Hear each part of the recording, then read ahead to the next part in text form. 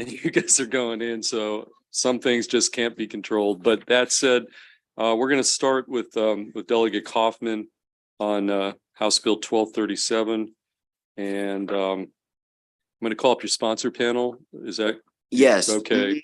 So we've got Rachel London, Megan Jones, and Laura Stewart, all part of your panel. And Delegate Kaufman, take your time, the time you need, and then the witnesses after that will each get 2 minutes. Yes, thank you, Mr. Chair. And I will be happy to take questions for the sponsor, but I'm going to do my testimony and then pretty quickly run after that and leave Rachel and Megan and Laura to their own devices because I'm missing floor time as we speak. So good afternoon, Chair Feldman, Vice Chair Kagan, and members of the Education, Energy, and the Environment Committee. And thank you for allowing me the opportunity to testify in support of House Bill 1237, Special Education, Judicial Actions, Attorneys' Fees, and Related Costs. This bill passed the House last month, 135 to nothing. Let me repeat that again, 135 to nothing. This bill will ensure that families can advocate for their children without facing the often prohibitive financial burden. Since the passage of the Individuals with Disabilities Education Act in 1975, schools have been required to develop individualized education plans for students with disabilities. Now, if you look at MAPE's testimony, they say, oh, we have to comply with all this stuff. We have to comply with IDEA. We have to comply with the Andrew case. And I really don't have any sympathy for that because the IDEA will be 50 soon, so they should be well equipped to handle that. And the Andrew case is 6 years old, so they should be well equipped to handle that. If the parents of a child with a disability disagree with the school's IEP, they can seek resolution through due process. And it's also very important to know that school systems can and do take families to due process hearings. And that is why this bill is especially needed for those people, because they aren't planning on the expense and the fact and all of a sudden they get taken to due process and they're scrambling to pay the $1,500 a day for expert witness fees and hoping that the attorney's fees provision in IDEA doesn't get struck down someday. So that's why this is very needed, because due process hearings are expensive, costing parents tens of thousands of dollars.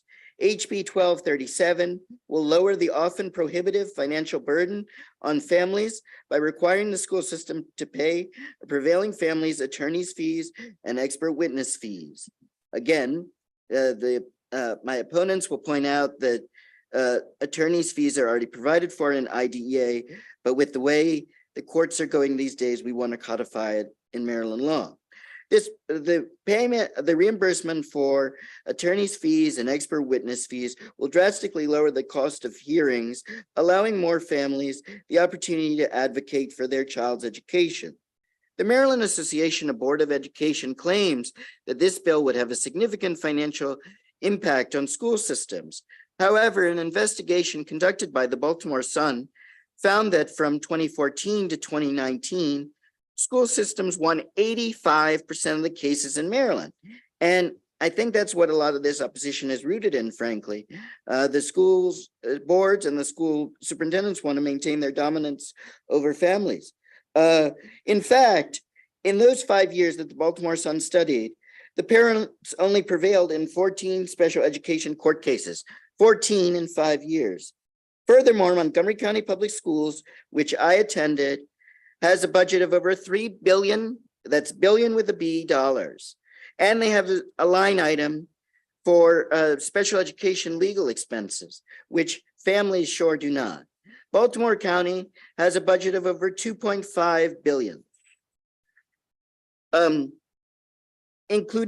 So while I realize smaller counties, colleagues, have a smaller budget than those of MCPS and BCPS, they are still better positioned to absorb the fees than families. During the hearing in the House, Mabe's lobbyists asserted that passage of this legislation would lead to more litigation. However, when asked for data from Delaware or DC, where similar laws already exist to buttress his assertion, he was unable to provide any data. And in fact, the Disability Rights Maryland found data that completely contradicted his assertion and will demonstrate that that assertion was based on fear rather than facts.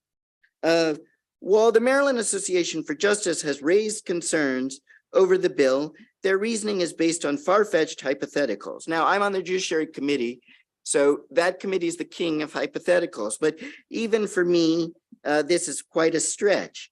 And their concern is about British law, not even American law. Special education court cases have been described as David and Goliath issue, where many parents simply do not have the resources required to win. By guaranteeing the reimbursement of attorney's fees and witness fees to families who win their cases, HB 1237 will work to ensure families are able to effectively advocate for their children's education. Just in closing, you will hear from the opponents about how collaboratively people work. The school systems try to work with parents, and in some cases they do. But in a lot of other cases, Mr. Chair, Madam Vice Chair, it's simply malarkey. And I know that from being a special education student, because my parents had the resources to fight the school system. We never got to due process, but they had the resources that were necessary to fight for me. But I'm doing this because I want other people to have the chance to stand up for their child's education. And if it's so collaborative, I wonder why so many families deplete their savings to engage in due process hearings, or when they're forced to do so because the school system says, if you don't like it, we'll take you to due process. Finally, I'd just like to say that the two bills of mine that made it out of the House are before this committee. So I would greatly appreciate your help in making this a successful session for me. Thank you.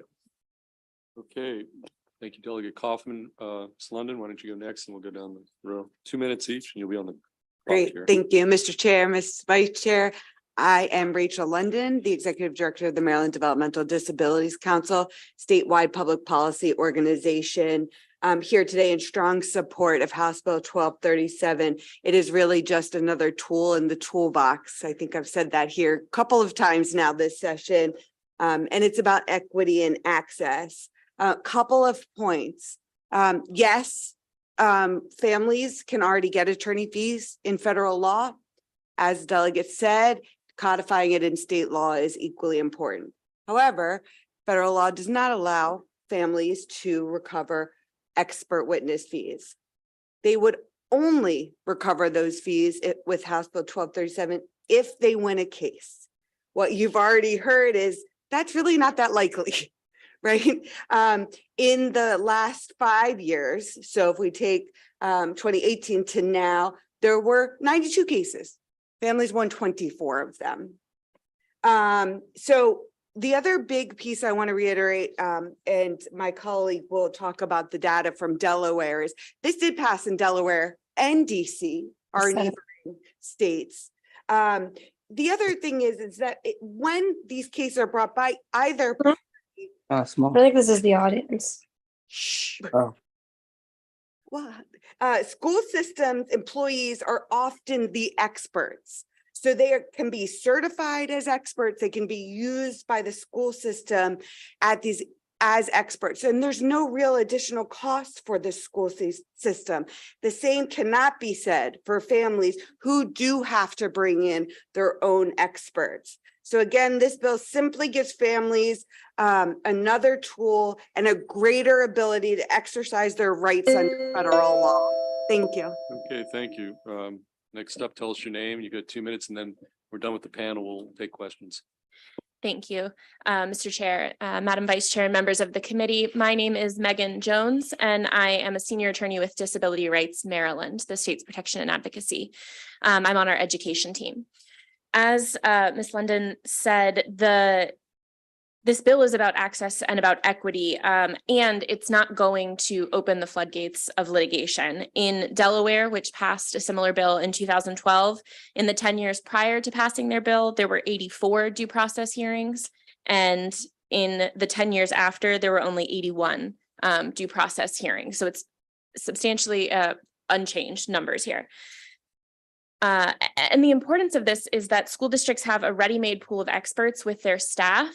And my team at Disability Rights Maryland recently had a due process case where every single administrator and service provider at the school was qualified as an expert. When students have multiple services like speech and language, physical therapy, occupational therapy, all of the school-based providers, in our experience, no matter how much practical experience, whether they've published anything, whether they've presented at a conference, all of those school district staff are qualified as experts, and parents have no firepower on their side. When up against that panel of witnesses and without their own experts, parents don't have resources, and knowing there's no possibility of recouping those costs right now, they're really left outmatched. And although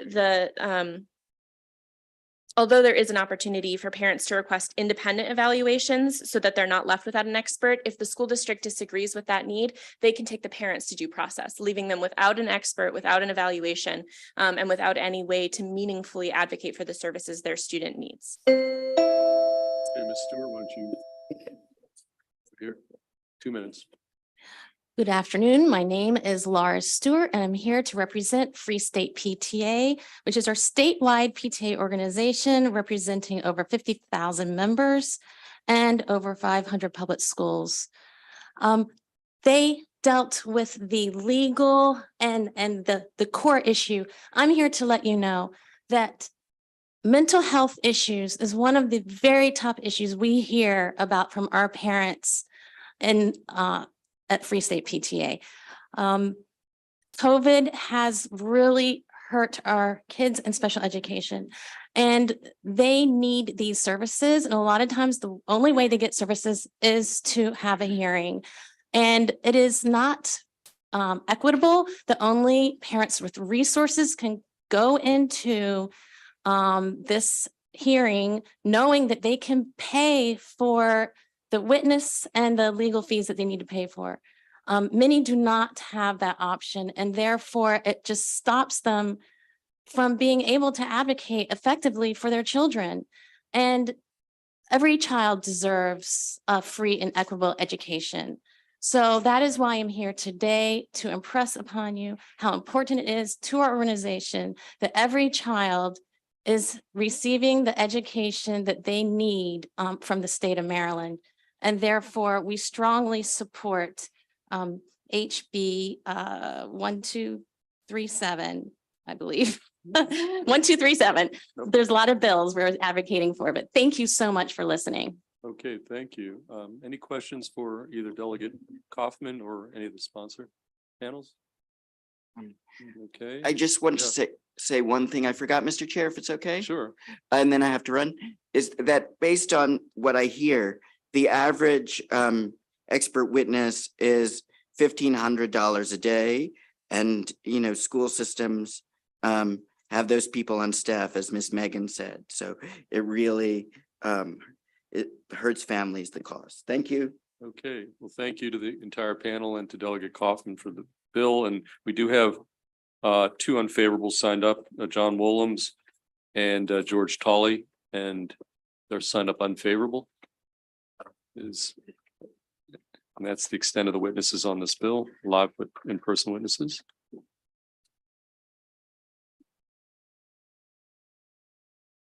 And by the way, while you guys are coming up here, if anybody in the audience is here to present a bill on behalf of a delegate, like their staff, because I know about session, all that, make sure we know. Okay, I see some of the delegates here, but if you're here, you're not a delegate themselves yourself, let us know you're here so we'll know to call you. With that, Mr. Wollums, why don't you start off, and you've got 2 minutes, and then we'll go to Mr. Tolley after that.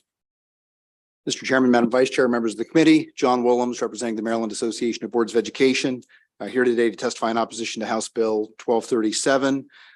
MABE certainly appreciates the sentiments and analysis shared by the previous panel, and certainly does acknowledge that attorneys' fees are compensable under federal law. And there are many instances where Maryland state law and regulations do mirror federal law in the special education area and in other areas of federal law. And so our primary focus is on the provisions of the bill that would make expert witness fees compensable to plaintiffs.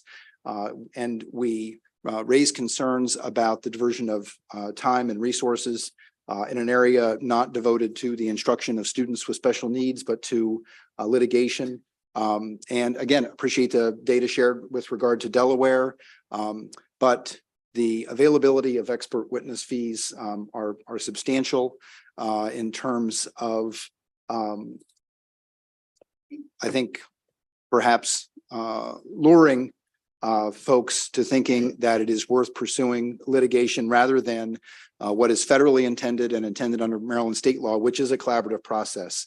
And we do focus on facilitating that collaborative process, meeting the needs of students and parents. My written testimony articulates the most recent Supreme Court cases involving the substantive provision of services emphasize that we must be achieving an ambitious standard for students.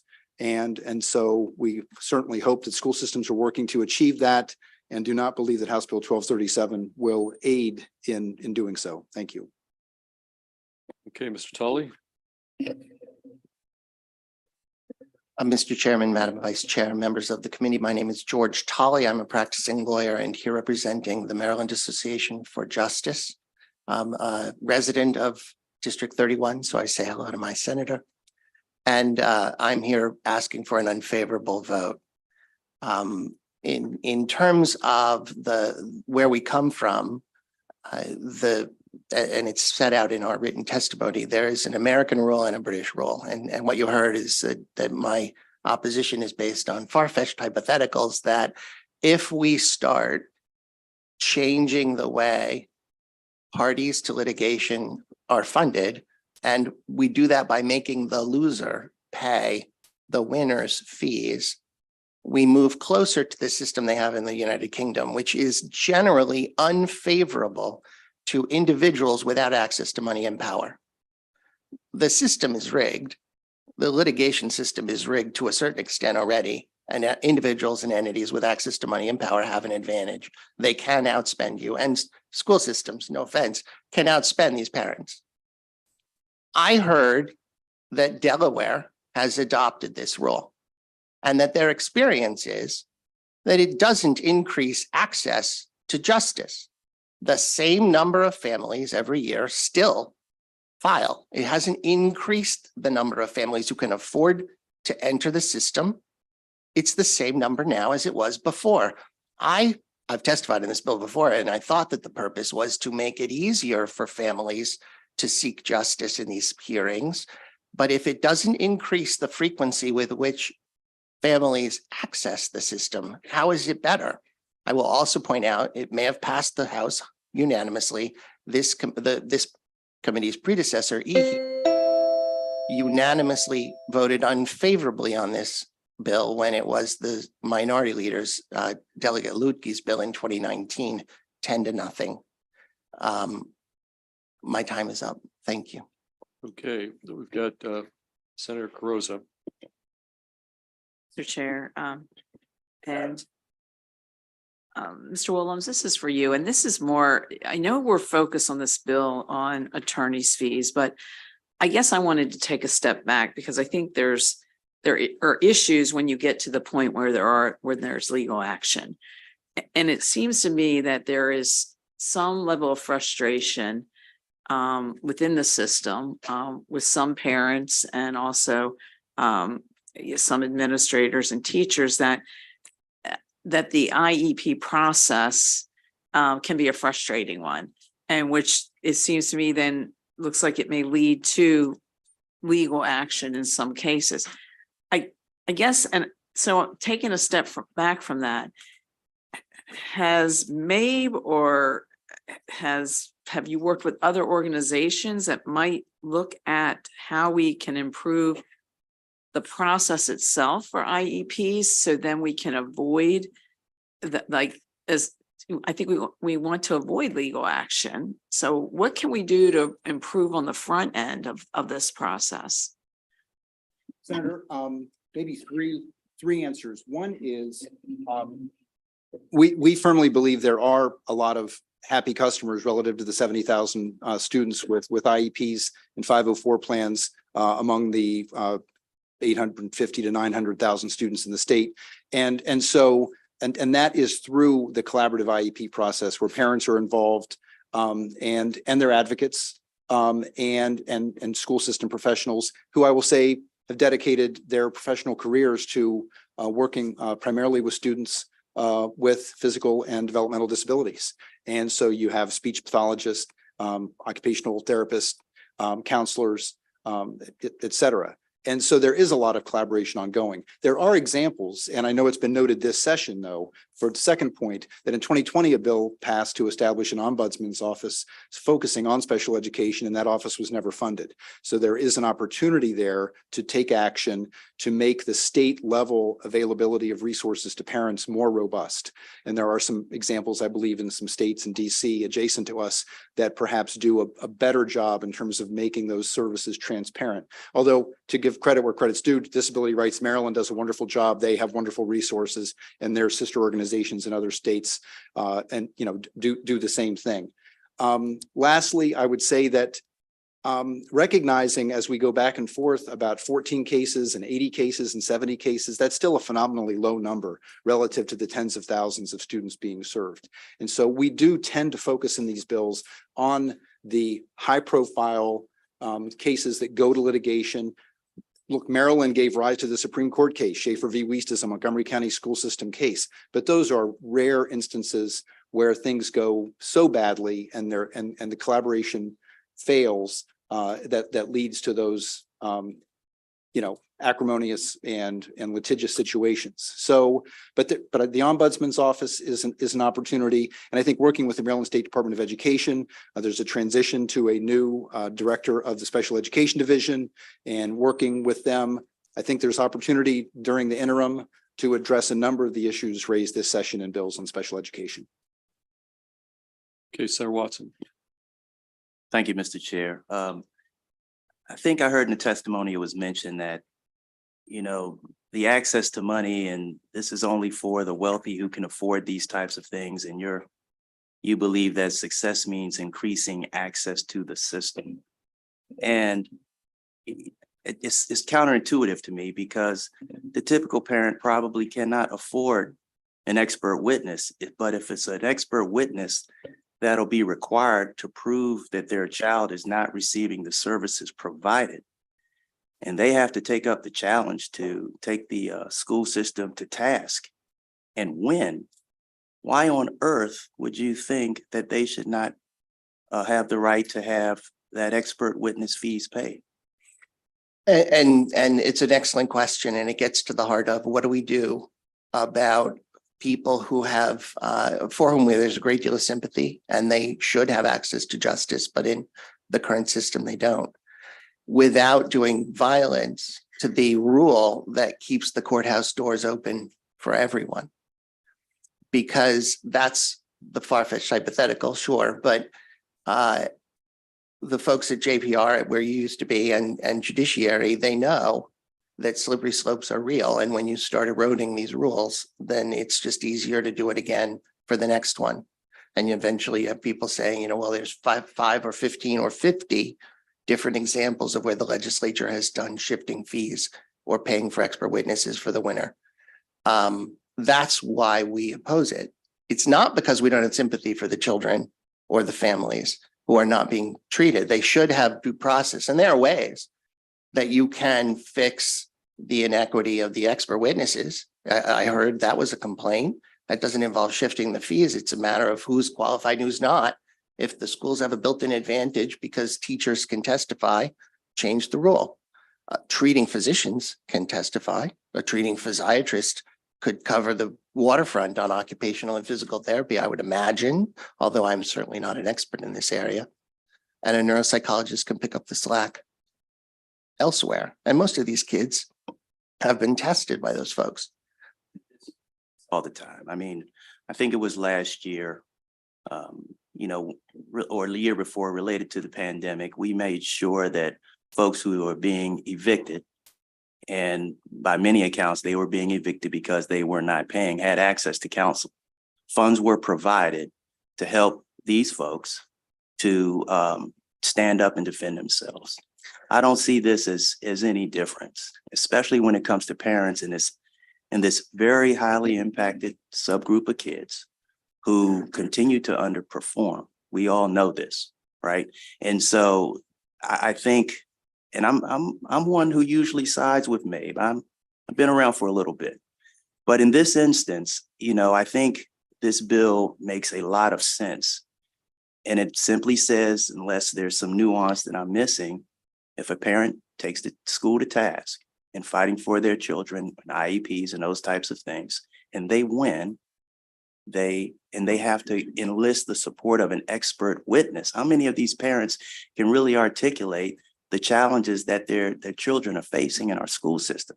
And they have to enlist the support of an expert witness. They should be duly compensated. I would suggest that where Civil Gideon, if what you're talking about for folks who are being evicted, they get state funded or pro bono lawyers who are compensated not by the landlords, but by the state or by a fund that's replenished every year in those committees. There's nothing to stop. If it is the public policy of the state to support families and to encourage this litigation, y'all can set up a fund and if Disability Rights Maryland thinks your case passes muster, you qualify for a grant. There are ways to use state money to encourage that. And the budget tells us where our morals and values are. But eroding the American rule is why I'm here opposing this particular solution. I'm not saying there's not a solution. I'm saying this particular solution endangers access to civil justice for everyone to help solve what is a difficult problem for a very sympathetic group. I'm not here saying that you shouldn't do something. I'm just saying that this isn't what you should do. Okay, any further questions for the panel of unfavorables? Seeing none. That concludes bill hearing on House Bill 1237. Let's next go. We've got several delegates who they're the only witness, no other witnesses. So let's go to them. I see Delegate Johnson right in front of me. Why don't you kind of appear? You're again the only witness on the bill on House Bill 461. And you take the time you need, Delegate Johnson, to present 461. Thank you, Mr. Chairman. I'd like to say this is the first time I've been in the new Education, Energy, and Environmental Committee. So hello to you all. So, Mr. Chairman, committee members, I'm Delegate Steve Johnson here to present House Bill 461, Education, Sexual Abuse, and Assault. Oh, I'm sorry. Yes, I've got a lot of bills here today. 461, Sexual Abuse and Assault Awareness and Prevention Program, Human and Sex Trafficking. What does this bill do? This bill requires the State Board of Education and certain non-public schools to incorporate education on awareness and prevention of human trafficking and sex trafficking. This would be taught by a teacher who is trained and provide education, instruction on the awareness and prevention of grooming and human trafficking, be incorporated into the health curriculum for students in grades 6 through 8. Okay, why is this bill needed? A silent plague has been spreading viciously, corrupting the lives of hundreds of thousands of people. It has been sweeping through Maryland, forcing victims into prostitution and young children into involuntary servitude, as well as an ever-growing worldwide industry of harvesting organs. It rids them of their innocence and adolescence. Human trafficking is a pressing public health concern which transcends all races, social classes, demographics, and gender. No population is exempt from the ever-present threat of traffickers. Human traffickers are motivated by greed and driven by quota, devoid of respect for human rights, preying on the vulnerable. and damaging the psychological and physical well-being of their victims. That's from the National Health Institute of Health. Education plays a vital role in shaping how our children perceive these dangers. Due to our access of major highways such as 95, truck stops, bus stops, airports, and the Port of Baltimore, victims of traffickers have told law enforcement that Maryland is a gold mine for human trafficking. Traffickers capitalize on their victims' innocence and desperations, making young children incredibly susceptible to this crime. By the way, the average person that is human trafficked is between 12 and 15. To ensure the well-being of our children by teaching them how to be more vigilant and how to defend themselves if they find themselves in danger of being groomed or stalked by traffickers. This bill passed in committee in the House unanimously and passed on the floor unanimously. I looked at other states and that have tried to do this, but they wanted to set up a whole different program with different teachers, and it was very costly, and that's why it failed in these states. So I approached some directors of curriculum in our state and said, can we incorporate this into our health class? And they have told me that that should be no problem at all. And if you look at the physical note, it costs us nothing. We can have a conversation with our children to help prepare them and give them the tools they need to identify these dangers for nothing. Now, I put this bill in a couple years, and MSEA has known that, and they still have done nothing. Now, when I put this bill in the first time, this was the number 3 criminal activity in the world. The next year, it had moved to number 2. And with the human organ harvesting, they believe now that it is the number 1 criminal activity in the world. And they still have done nothing to educate our children. At what point as legislators does the responsibility fall on us to protect our citizens? And again, to protect our citizens costs us nothing. For that reason, I would ask for a favorable report on House Bill 461. Thank you. Okay, thank you, Delegate Johnson. Any questions? We've got Vice Chair Kagan, and then we got Sarah Watson. Thank you, Mr. Chair. Welcome, Delegate Johnson. Thank Good you. to see you. Welcome to our committee. As you know, the Maryland Association of Boards of Education, Anne Arundel Public Schools Systems, and PASAM, the school superintendents and stuff, all have come in, I think, with others, saying this is a curriculum mandate. This is totally important. We get it, but it's a curriculum mandate. What's your answer to that, please? And that's exactly why, listen, I don't want to change curriculum. That's why we incorporated it into the curriculum. Health class is part of the curriculum. And there are organizations out there that would volunteer to come in and train the teachers and give them, literature and pieces that handout pieces that they need. We'll volunteer to do that. We don't want the teachers are the professionals. We don't want to tell them how to set up their classes, how to do it. It's already in the curriculum, the health class. We just want to say it is time to do it. Okay, we're going to go to Sarah Watson next. Thank you very much. Thank you, Delegate. We dabble in curriculum all the time. We've done it with the state superintendent of schools standing here saying, I need your help because we got some hurdles we have. So I'm less concerned about that this go around. But I am interested in, there was a favorable with amendments from the Maryland Human Trafficking Task Force that ask you to consider some language in there about the safe and healthy use of technology and online communication in addition to what you already have. Are you open to that? I am, because that's a big piece of the way that the techniques that they use to reach these young children, and some of the grooming techniques are done through social media. So I do think that's an important part of it. Okay, I'd like to see that added. All right, thank you. Okay, any additional questions? Okay, seeing none, that concludes bill hearing on House Bill 461. Let's Thank go to Delegate Boyce. Thank you, next. committee. Delegate Boyce, again, you're the only witness on the bill here, and we're on House Bill 742. and take the Thank time you. you need to present the bill. Thank you so much. And good afternoon, Chair Feldman, Vice Chair Kagan, and members of the Education, Energy, and Environment Committee. For the record, I am Delegate Regina T. Boyce, here to testify on HB 742, Election Law, Party and Public Offices Prohibitions. Just for some context, this bill did pass in both 2020 and 2021 in the House. And this year, of course, in 2023, it was not taken up in 2022. HB 742 prohibits elected officials from also holding or registering for an elected office as a party official, the Central Committee. The bill also prohibits individuals from simultaneously being a candidate for or holding a party office and as an elected public office, and provides exceptions for candidates of the National Presidential Nominating Convention. Historically, the organizing of parties began in Maryland in 1824 and was codified in law by 1886.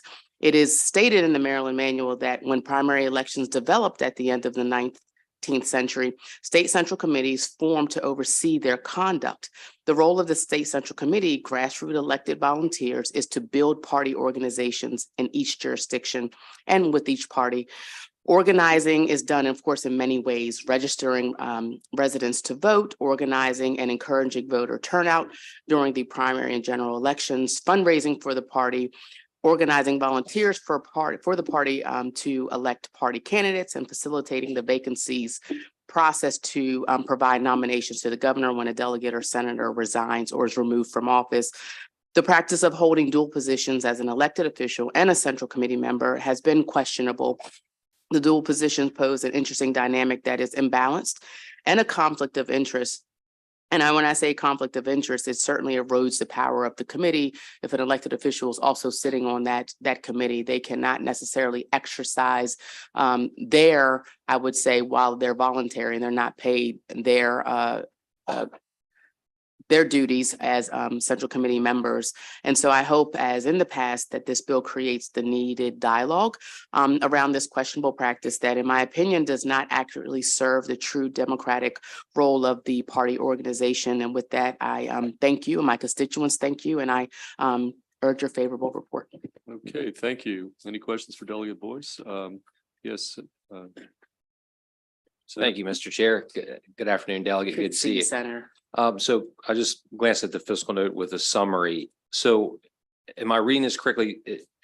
You couldn't be, say, a state senator and a member of the Central Committee. That's correct. That's one half of, but also you couldn't run for both in the That's same correct. primary. Mhm.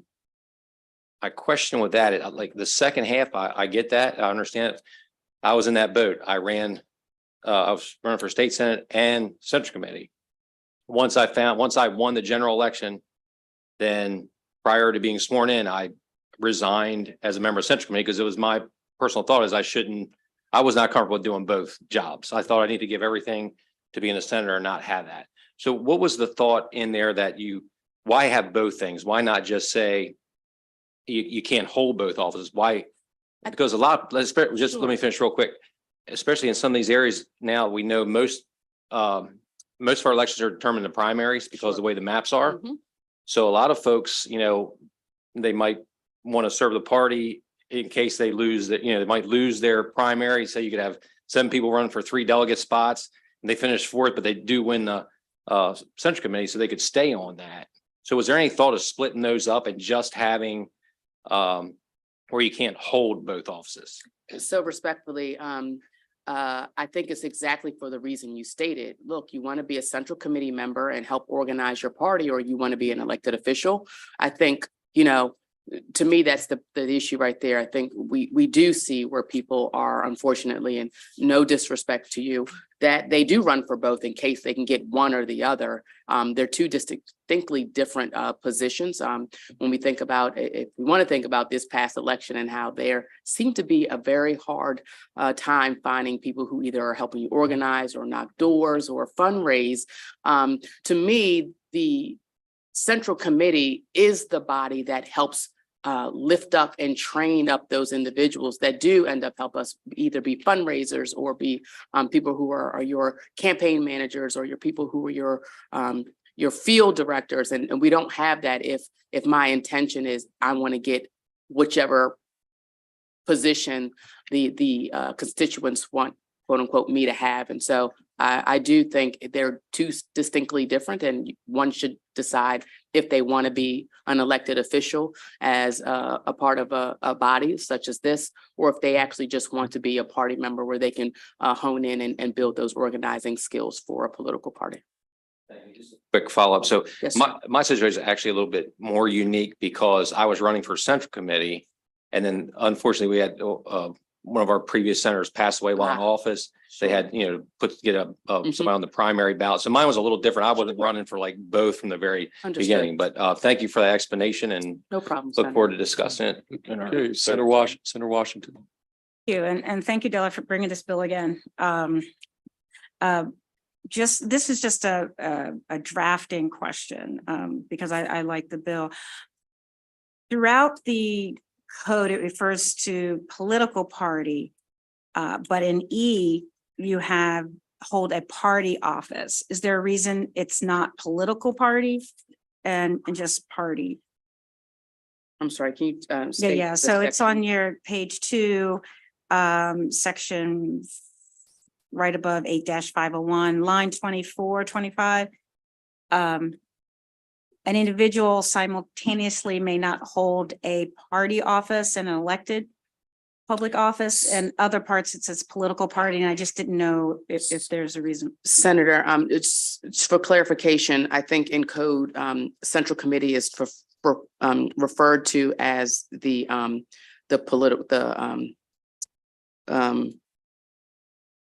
political party.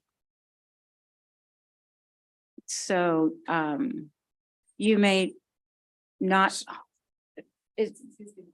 Yes. Yeah.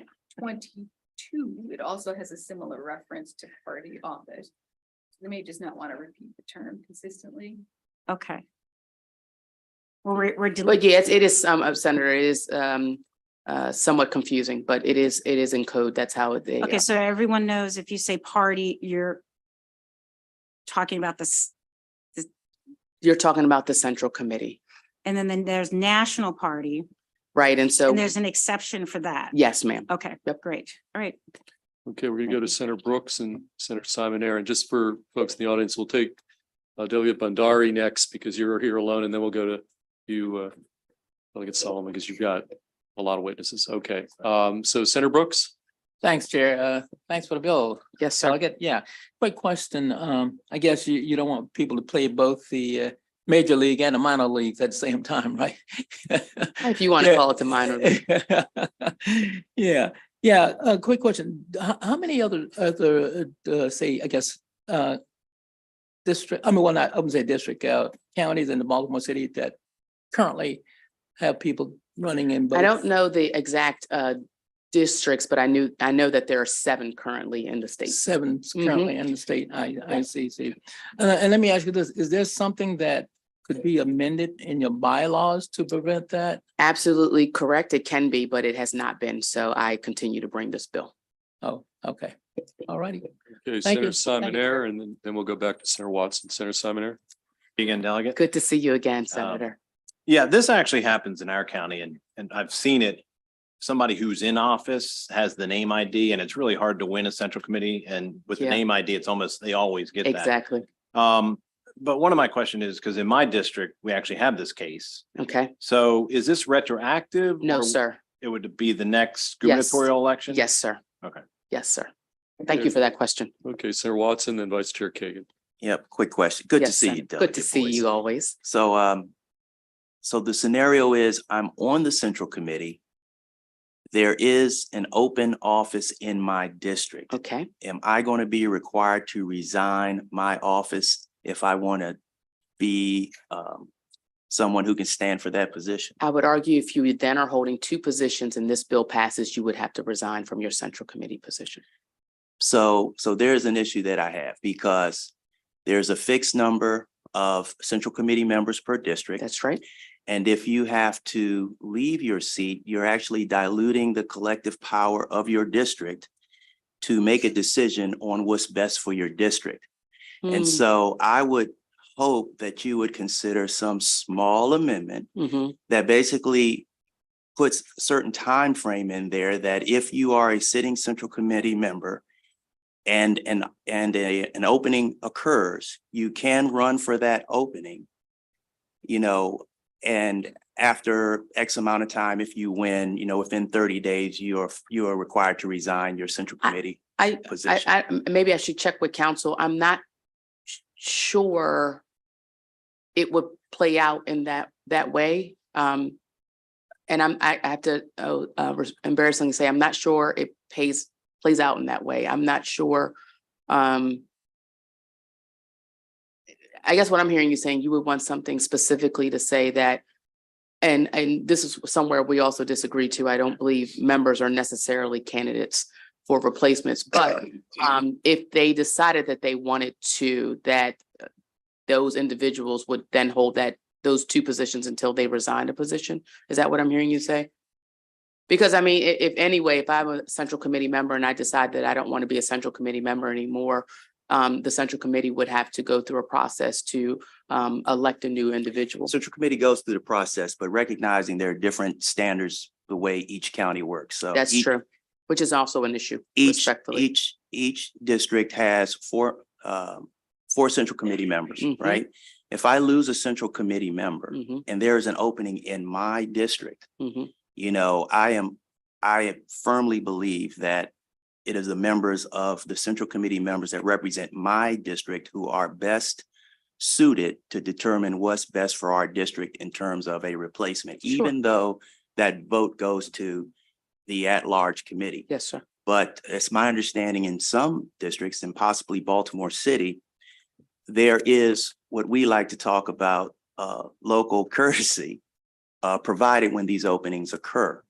And so for those areas that don't recognize the local courtesy, it just seems like you're going to be diluting the power of your central committee to determine what's best for your committee, because this person now must automatically resign if they want to run for this.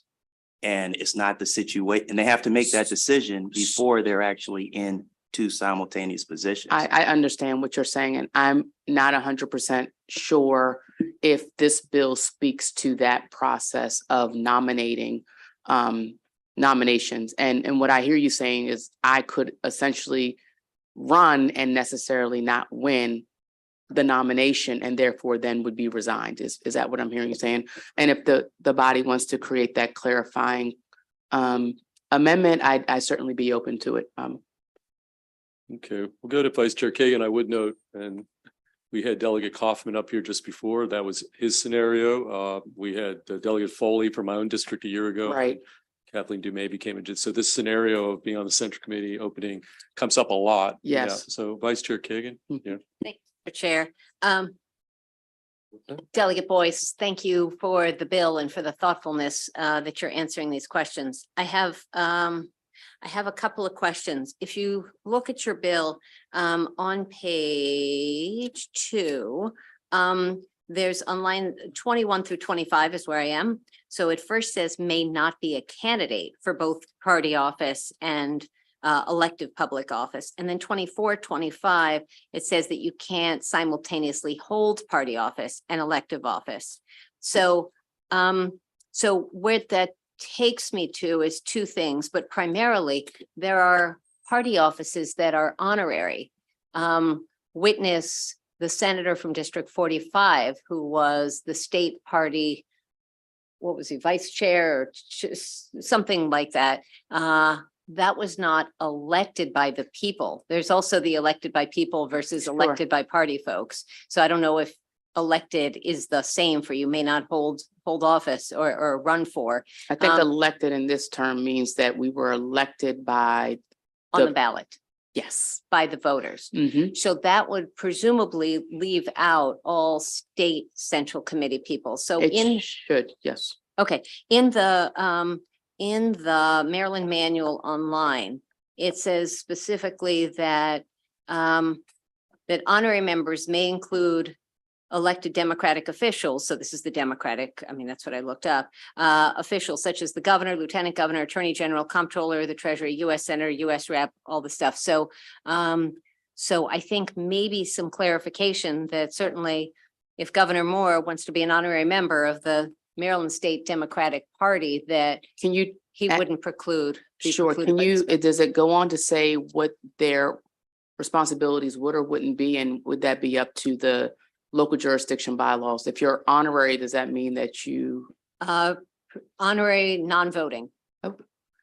non-voting? Does that also mean, I mean, not that anybody want to downgrade themselves from a governor to a delegate or a senator, but I'm assuming that also means that they wouldn't be up for nominations if that.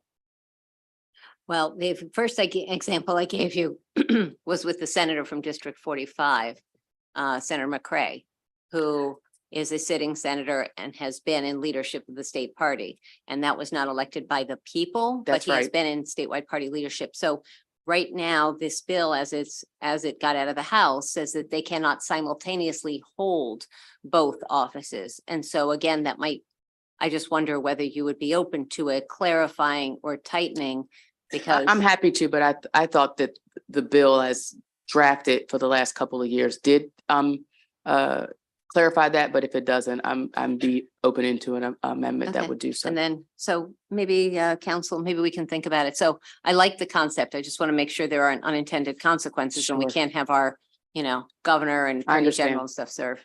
So, okay, thank you, Mr. Chair. Okay, Senator Washington, did you have a question? Okay. Okay, any additional questions for the sponsor of the bill, Delegate Boyce? Okay, seeing none, that concludes bill hearing on. Thank you so much. I House Bill appreciate the seven consideration. forty-two and Delegate Bandari, why don't you come up here on House Bill 967?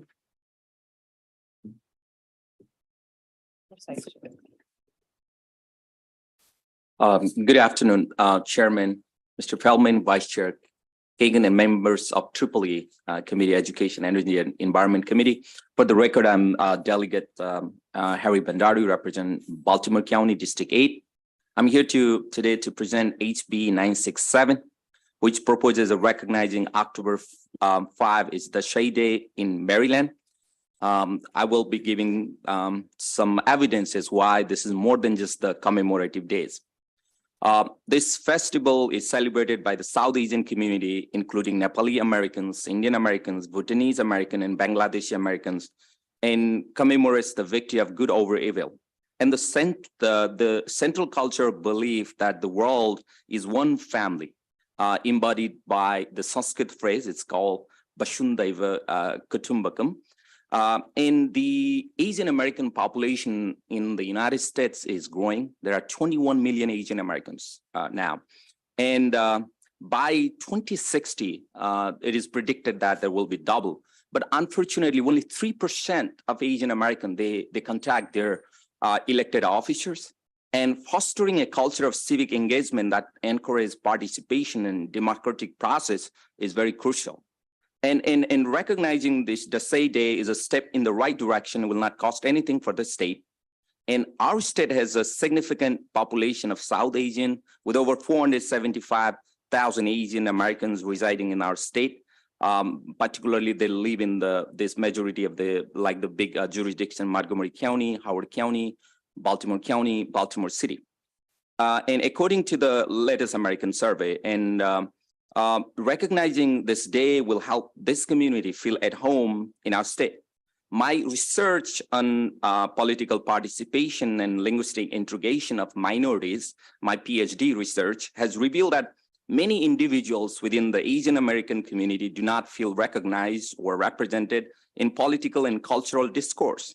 Several factors can contribute to lower level of political participation. Of course, language barriers, lack of political representations, and the integration. Additionally, the perceptions of discrimination, marginalization can lead to disengagement and apathy towards the political process on the whole. These factors can create a sense of separation, hinder integration into American society, which is not healthy for democracy. Recognizing and celebrating the diversity of our cultural blend can help overcome challenges faced by minority communities, especially in the light of 150% increase in anti-Asian hate crimes. Although we condemn the hate crimes, and we can do more. And we passed so many wonderful bills, like 211 bills. I serve on Health and Government Operations Committee, but I've seen a lot of Asian Americans committing suicide. And being a first now police American ever elected, I kind of feel like I'm a 911 call for all these minorities community. They call me from all over the United States. They don't know where the resources is. That's the big problem. And recognizing such day will send a message of welcome, support, and solidarity to the South Asian community. And I urge Federal report on House Bill 967, which will convey that diversity matters. Diversity is not just a happy talk. And we have, like in our flagship university, there are Asian studies, South Asian studies, and a lot of studies are just starting the back home, the history type of thing. But if we pass this bill, it will create a discourse and we can create a knowledge. And this bill has passed the House twice, almost unanimously. This year, only one vote was in opposition. A delegate changed the vote at the end. And therefore, I've been bringing this bill every year because I sincerely think, as an educator myself, this is more than a commemorative days, and I urge your favorable report. Okay, we've got Senator Augustine. Thank you. Yep. Thank you, Delegate, for bringing this. I was just looking in the fiscal note, and there is a South Asian American Heritage Day. Is that correct? Could you repeat that? Is there a South Asian American Heritage Day in the state of Maryland? Mm-hmm. So how does this, help me understand how this differs from this commemorative day that you are proposing here? Yeah, this is more like the culture, because among South Asian communities, this festival is celebrated for 15 days. And what I believe is a lot of children of Asian Americans, basically South Asian children, they could feel the integrated one. That's the more like the heritage one. This is more like the cultural festival. Okay, any additional questions for Delegate Bandari? Okay, seeing none, that concludes. Thank you. Bill hearing on House Bill 967. We'll go to Delegate Solomon on House Bill 515, and Delegate Solomon, I'm going to call up several witnesses. And actually, we've got 5 tables. If you're willing, 5 seats. If you're willing to go to the podium, it can call all 5 of your witnesses up here. Kimberly Bookite, Jackson O'Mara, Nikki Zwang, Eileen Zeller, and Lauren Lamb. There are some additional witnesses, but these are your designated and sponsor panels. And actually, as it turns out, there is a seat if you want to sit down. It's here, up to you. Any event, you take the time you need to present the bill, and then after that, everybody gets 2 minutes each.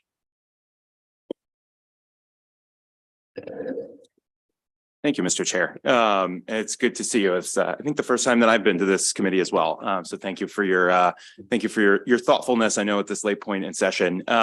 So for the record, Delegate Jared Solomon from District 18 in Montgomery County, and I'm here to present House Bill 515 on active shooter trainings and drills. Before I get into the sort of the meat of the bill, I wanted to share just a couple of statistics and sort of talk a little bit about the genesis of why we brought this bill. I think we've heard a lot. I serve on the Education and Economic Development Committee on Appropriations, former high school teacher myself. We've heard a lot about the mental health crisis. And I know your committee and EEE previously has spent a lot of time on trying to address this. And there are a couple of stats that really stood out to me as I was thinking through this bill. There was a recent survey that came out. 40% of respondents said that they were extremely or very worried, these were parents, about their children struggling with anxiety or depression, while another 36% said that they were somewhat worried. Almost 60% of girls who were surveyed recently by the Centers for Disease Control reported feelings of persistent sadness or hopelessness, according to, again, the CDC. And after the pandemic, the Academy of Pediatrics, the Academy of Child and Adolescent Psychiatry, and the Children's Hospital Association declared essentially a national emergency in children's mental health. And, you know, I started to think a lot about what are some of the root causes that have led us to this place. And I think one of them is a lot of the trauma that our students experience when they're in school, when they go through active shooter trainings and active shooter drills. And unfortunately, this has sort of become a two regular fact of life for our students. Since 1999, more than 95% of public schools after the Columbine shooting have undergone some type of active shooter training or drill. And they're actually required in almost 40 states. They're not required in Maryland, but almost all of our school systems do them anyway. We want to prepare our students for this, right? It's unfortunately a fact of life that we want to make sure that our students and our staff and our educators understand how to deal with. But when we prepare students for a fire drill, we don't set fire to the building.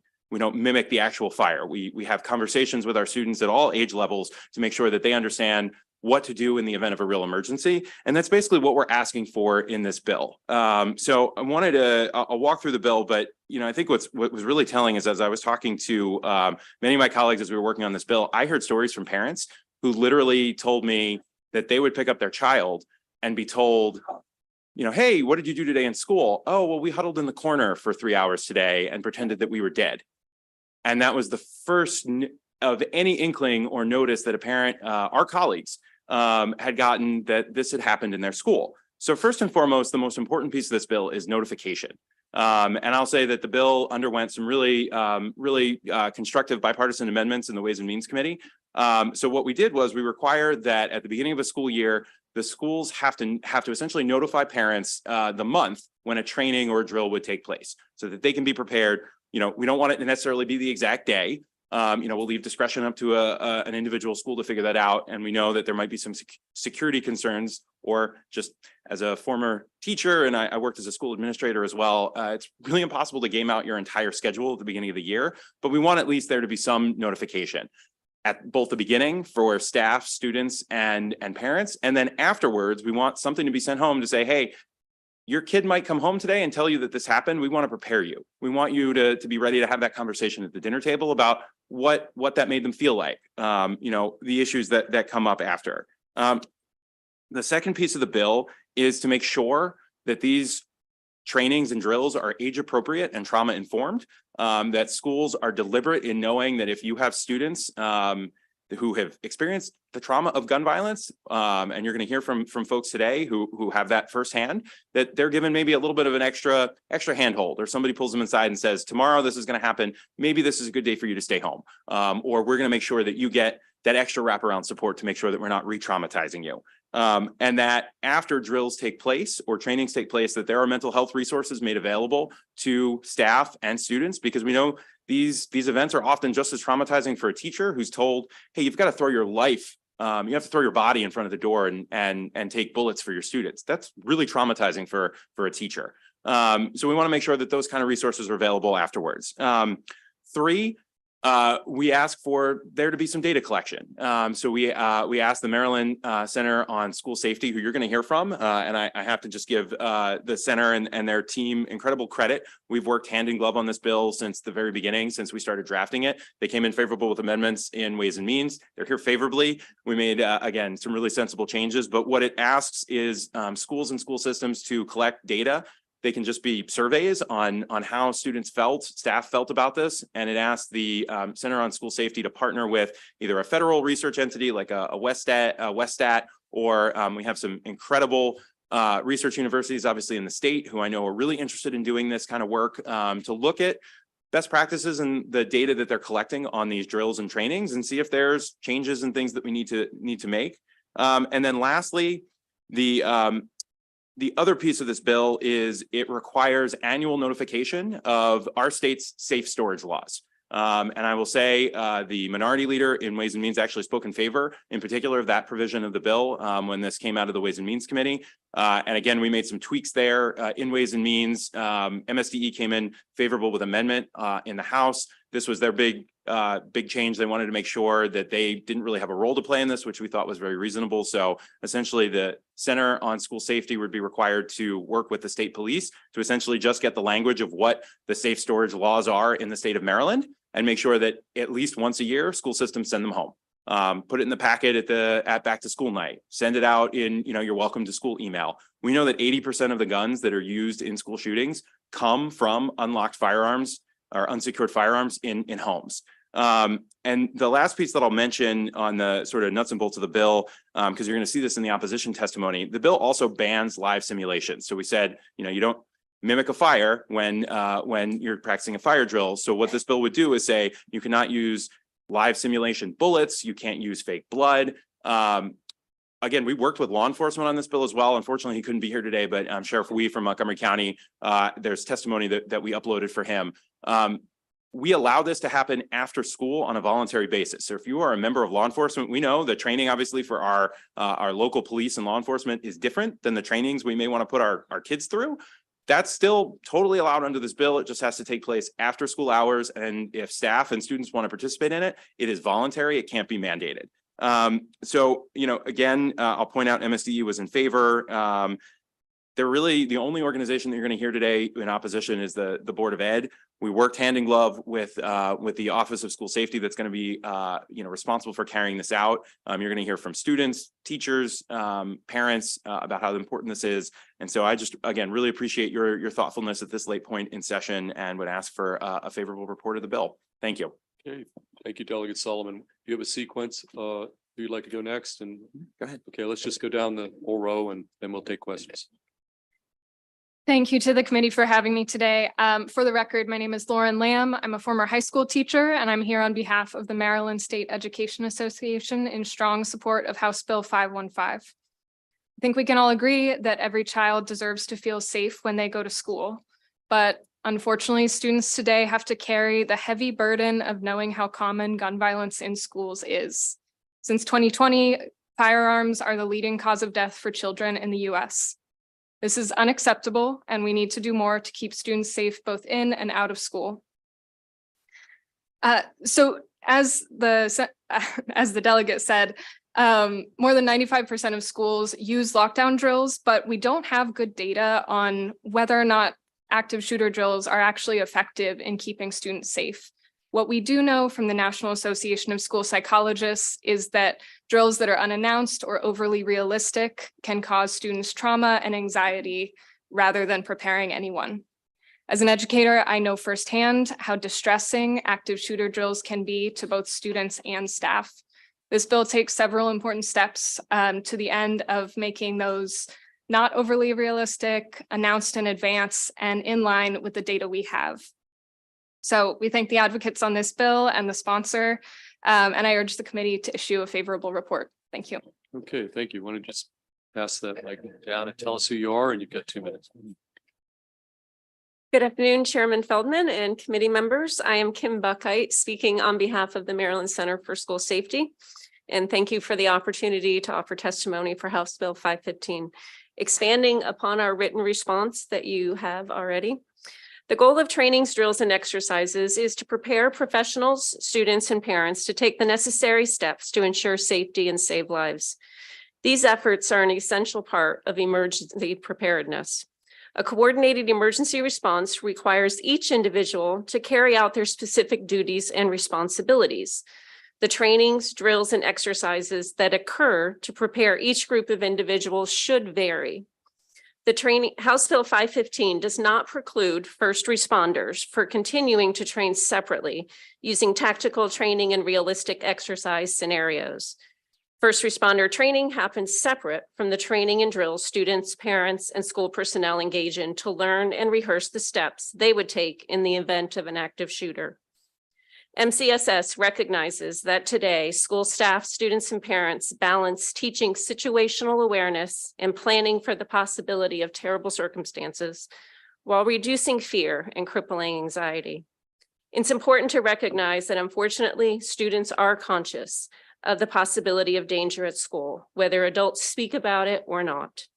The practice of talking and walking through procedures before conducting a drill and then following a drill, allowing for everyone to again talk through the experience and ask questions, reduces fear and increases the likelihood of a proper response. Defining best practices for conducting training and drills, but also how to engage in difficult conversations with students at their developmentally appropriate level is something MCSS is prepared to do. The notification requirement defined in House Bill 515 will help to reduce the fear that students and staff experience when engaged in school safety exercises. It will also help to assuage unintended adult fears and allow parents to check in with their child about the experience and questions that remain. We ask for a favorable response to House Bill 515. Okay, thank you. Want to, Pam, tell us your name and Chair Feldman, Vice Chair Kagan, members of the committee, thank you for the opportunity to testify before you today on HB 515. My name is Jackson O'Mara, and I am a graduate of Great Mills High School in St. Mary's County. If you don't remember, on March 20th, 2018, a gunman entered my school and killed one of my classmates while wounding another. This is a day that I will never forget, and the events of that day haunt me. Although I was not in direct danger the day of the shooting, the anxiety and fear I have felt follows me around. I attended a protest in Washington, D.C. over the summer that was interrupted by an individual moving towards the speakers and yelling that he had a gun. I grabbed my best friend's hand and we ran in the opposite direction as fast as we could. And we weren't the only ones running. Hundreds of other young people attended the protest with us and ran, terrified for what might come next. We are a generation of students traumatized by the constant mass shootings in our country, and the dramatized, unplanned active shooter drills can instill an even deeper fear, not knowing if you're in danger or if it is just a drill. It's for that reason that I am here to support HB 515. 515 will save students further trauma by preventing surprise active shooter drills and putting a stop to other extreme drill procedures like the inclusion of fake blood or the sound of gunshots. HB 515 ensures that all parents, students, and school staff will be notified prior to the drill to allow members of the school community to prepare themselves. This bill would also require that drills be developmentally appropriate for students and trauma-informed, meaning that schools can tailor their drills to match the student population and provide the best, most appropriate training possible. I know that myself and members of my community are still sensitive to active shooter drills, and there are many victims of gun violence or loved ones of those impacted by gun violence that can relate in all of our communities. Until we find a way to stop school shootings, we need to prepare our students the best way we can without further traumatization. Thank you for your time today. I urge a favorable report on HB 515. okay, if you could pass that mic down, you're right. And pull that mic a little closer. Okay, there you go. And tell us your name and then you get 2 minutes. Chair Feldman, Vice Chair Kagan, thank you for the opportunity to present on HB 515 regarding notification requirements for active shooter drills and training. My name is Nikki Zhang, and I am a junior at Poolesville High School. I'm here today to tell you all about an incident that happened at our school just 2 weeks ago, one that represents the reality for all the students in Maryland. When the alarm sounded during dismissal, the teachers did not realize a fire had broken out and the PA system announcements were completely drowned out by clamoring students. No one understood what was happening and no one really cared because all they wanted to do was go home. Now, Poolesville High School consists of a main building, science building, and portables. The students in the science building usually get to the bus loop by walking through the main building, but that's where the fire was. So if the students knew there was a real fire, they would know to walk around the school, but that wasn't the case. Students continued to enter the main building because they thought it was a drill. Imagine a fire in the building, half of the student body panicking and pushing people out of the way, and the other half walking right back in. After I left, I heard that fire trucks came and students were let back into the building around 30 minutes later. I used the phrase "I heard" because the faculty at Poolesville High School never followed up with any students or parents about the incident. We attended school the next day as if nothing had ever happened. Members of the committee, what I described was just a fire in the school. Now imagine the same scenario, but this time with a school shooter, a living, breathing person who can see and hear and move. Imagine what it would be like if our students walked in on a person holding a gun, thinking it was just a drill. This is why we need the shooter notification bill. We need our schools to be responsible so our students and parents know when and what drills will happen. This bill will save lives so students, especially those with trauma and other disabilities, will know how to avoid the real emergencies but not be frightened by our drills and trainings. This bill will also remind parents to lock their guns up, which is important to keep our students and our kids safe. As the number of school shootings increase, the flaws in our safety precautions have become more and more apparent, not just to us students, but also to those with malicious intentions. Our school drills need systemic reform, and the first step begins with HB 515. Thank you. Okay, thank you, Nikki. And Poolesville High School is in my district. I was not aware of that fire, so thank you for bringing that to my attention. Sarah Hester? Yes, thank you very much. Delegate, I really appreciate this bill. I had a bill that touched on the topic in a slightly different way earlier this year that hasn't moved yet, but I'm a huge fan of this bill. I had 2 questions. The first is that, I participated in a few conversations over the interim with the Center for School Safety and read some of those reports. And I thought I remembered that there was some question about funding for these types of trainings.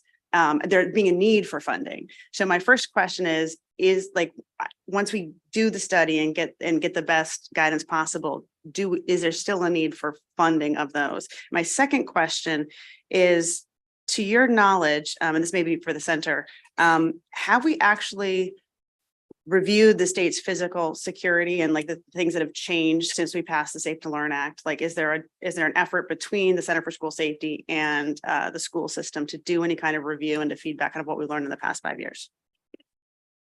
I'm not sure if you, so the first question, good afternoon, Senator Hester. We have appreciated also collaborating with you.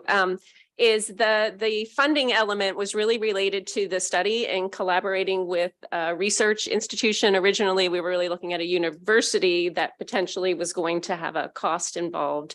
Part of the amendment was to sort of open that up, that we could also look at partnering with research institutions such as REL, West Ed, something like that, that would require little funding on our part, right? And be mutually beneficial for them as they publish nationally data related to those things. The second part of your question in terms of collaborating, that was, I think, a part of what you were really looking to help advocate. And we welcome the opportunity to do that in a more structured way. I think right now, a lot of the information we have is more qualitative in nature as we look at kind of reports, right? And incident data that we get from locals. But we are at the 5-year mark from the Safe to Learn Act. And it's really a great opportunity for us as a state agency to really look at effectiveness and where we go in the future. Yes, Delegate Sullivan. The only thing I would add is as well on the study piece, there's actually testimony. He's wearing several hats, but one of the written reports is from he's a pediatrician and a public policy professor at College Park, and he's part of the team that's working. Forget exactly what they call the group, but there's a group of I think 10 land grant universities that have come together to work on finding solutions to gun violence. And he is one of the faculty members at College Park, and I know that's a big priority for Dr. Pines. So, absent allocating additional money, I think there's probably ways that we can find a lot of willing and excited researchers who are happy to work with our schools to make sure we get this right. Thank you. Senator Watson. Thank you for this, Delegate Solomon. Just one question. When you had your committee hearings over in the House, was there any discussion at all about using or requiring magnetometers in our schools? I brought this up many years ago when I was on the school board. And I was accused of wanting to transform our schools into a police state. And I think back today, how many of these mass shootings, how many guns have slipped through the doors of our schools that would have been caught if we simply had magnetometers. The other thing with respect to this whole police state, that's 20 years ago. Look at it today. Our kids know what a magnetometer is. They see it at football games. They see it at baseball games. They see it at concerts. I don't think that this will change their mindset to walk through this to ensure their safety. And I'm just curious, because I know there will be a cost to this one. But was any of that conversation, did any of that take place when you were in the House? There was not. I mean, I feel like that's an entirely different conversation to your point. I mean, I think it's related to sort of what we're talking here tangentially, but it did not come up. Okay, any additional questions for Delegate Solomon or his panel?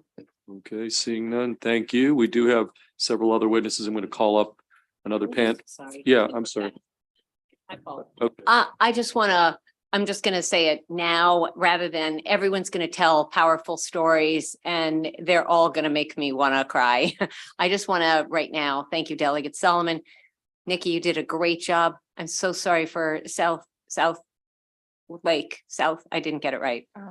Great Mills High School in St. Mary's Great County. Mills, sorry. Just thank you all for your leadership and your testimony, those on this panel and those in the panels to come.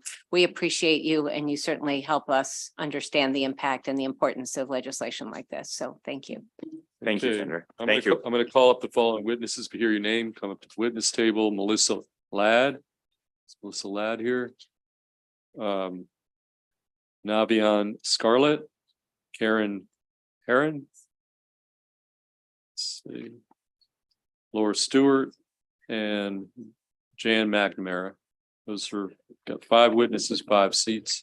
And then after that, we have 2 virtual witnesses and 1 unfavorables, just for the benefit of the committee. So you've got a mic in front of you. Why don't you tell us your name, and each of you is going to have 2 minutes. Sure. I'm Melissa Ladd. Good afternoon, Chairman Feldman, Vice Chair Kagan, and members of the committee. I live in District 14. I'm a volunteer with Maryland chapter of Moms Demand Action. I'm here in support of HB 515 and I ask for a favorable report. There is no evidence showing that active shooter drills prevent school shootings or do anything to protect school communities during an active shooter situation.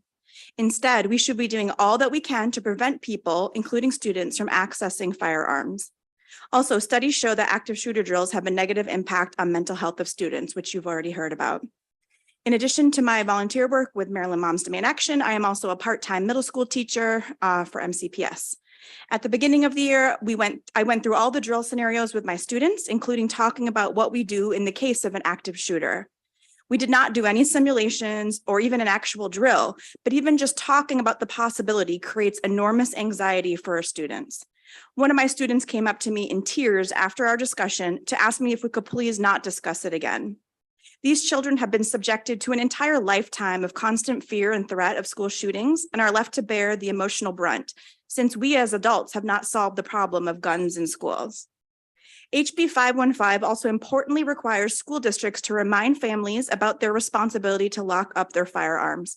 As you've heard, more than 80% of school shooters gain access to weapons used at their home or the home of a friend or family member. It is only common sense that we remind adults of the part they play in reducing the possibility of their weapons being accessed and used in such a way. Mandating that school districts notify families about these drills and do all that they can to lessen their traumatic impact is an important step. Our country is now a nation of survivors of gun violence, and we must do all that we can to ensure that trauma-informed practices are used for school drills.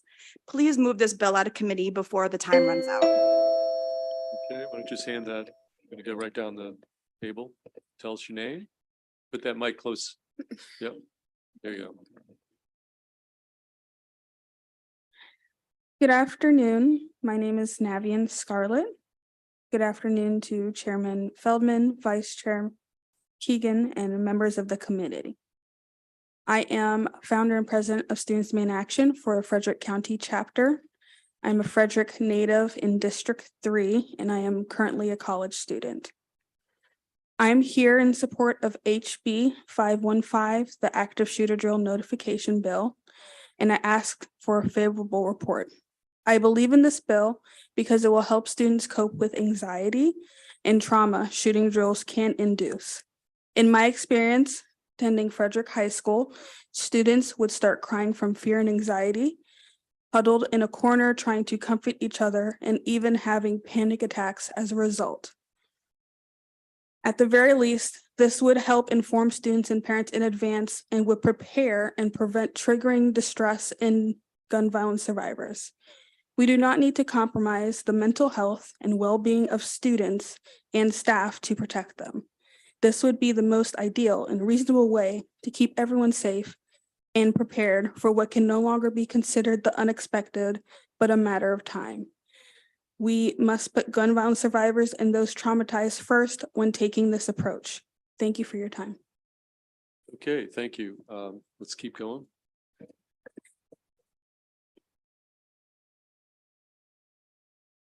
Good afternoon. I am Karen Herron, Executive Director of Marylanders to Prevent Gun Violence.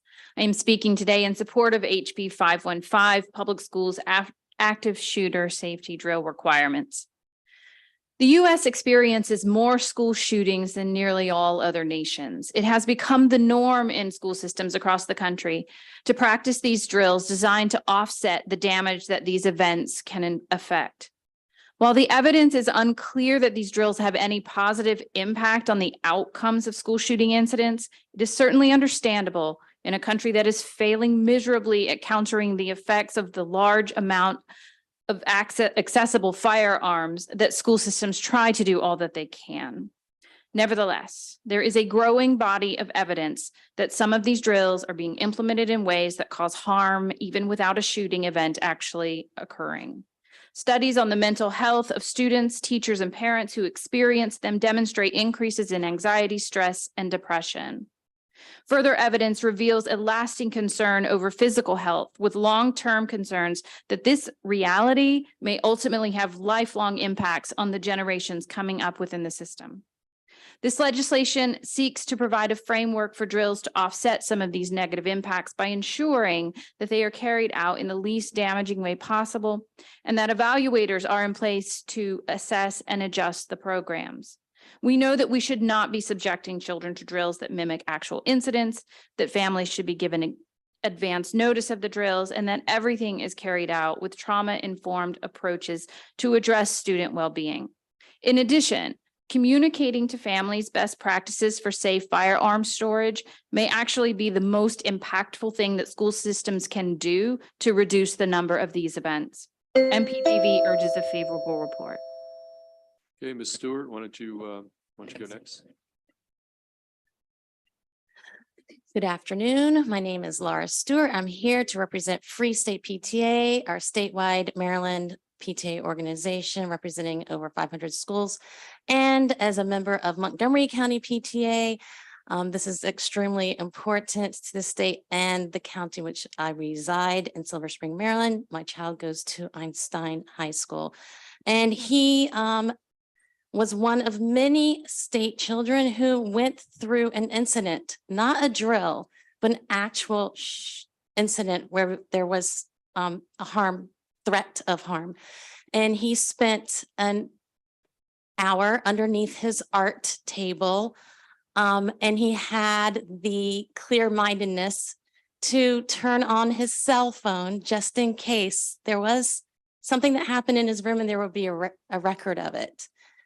He told me that he trusted that he was probably safe, but he wanted to make sure that everything was accounted for at the end of the incident. This is not something our children should have to go through. We need preventive measures, and a drill is not preventing a child from bringing a firearm to school. So the effort to talk about safe storage is extremely important in this bill because that could actually prevent a child from bringing a firearm to school. It is very important that children have access to mental health concerns. He took it well, but some of his classmates did not and had panic attacks. So they need mental health support. We need to relook at how we do drills. And then we also just need to keep our kids safe, which is a priority in Free State PTA's legislative priorities. So therefore, we ask for a favorable report for House Bill 515. Thank you. Okay, thank you.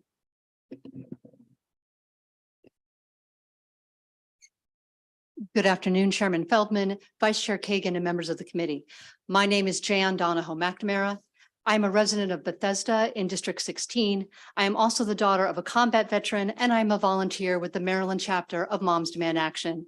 I'm here today in support of HB 515.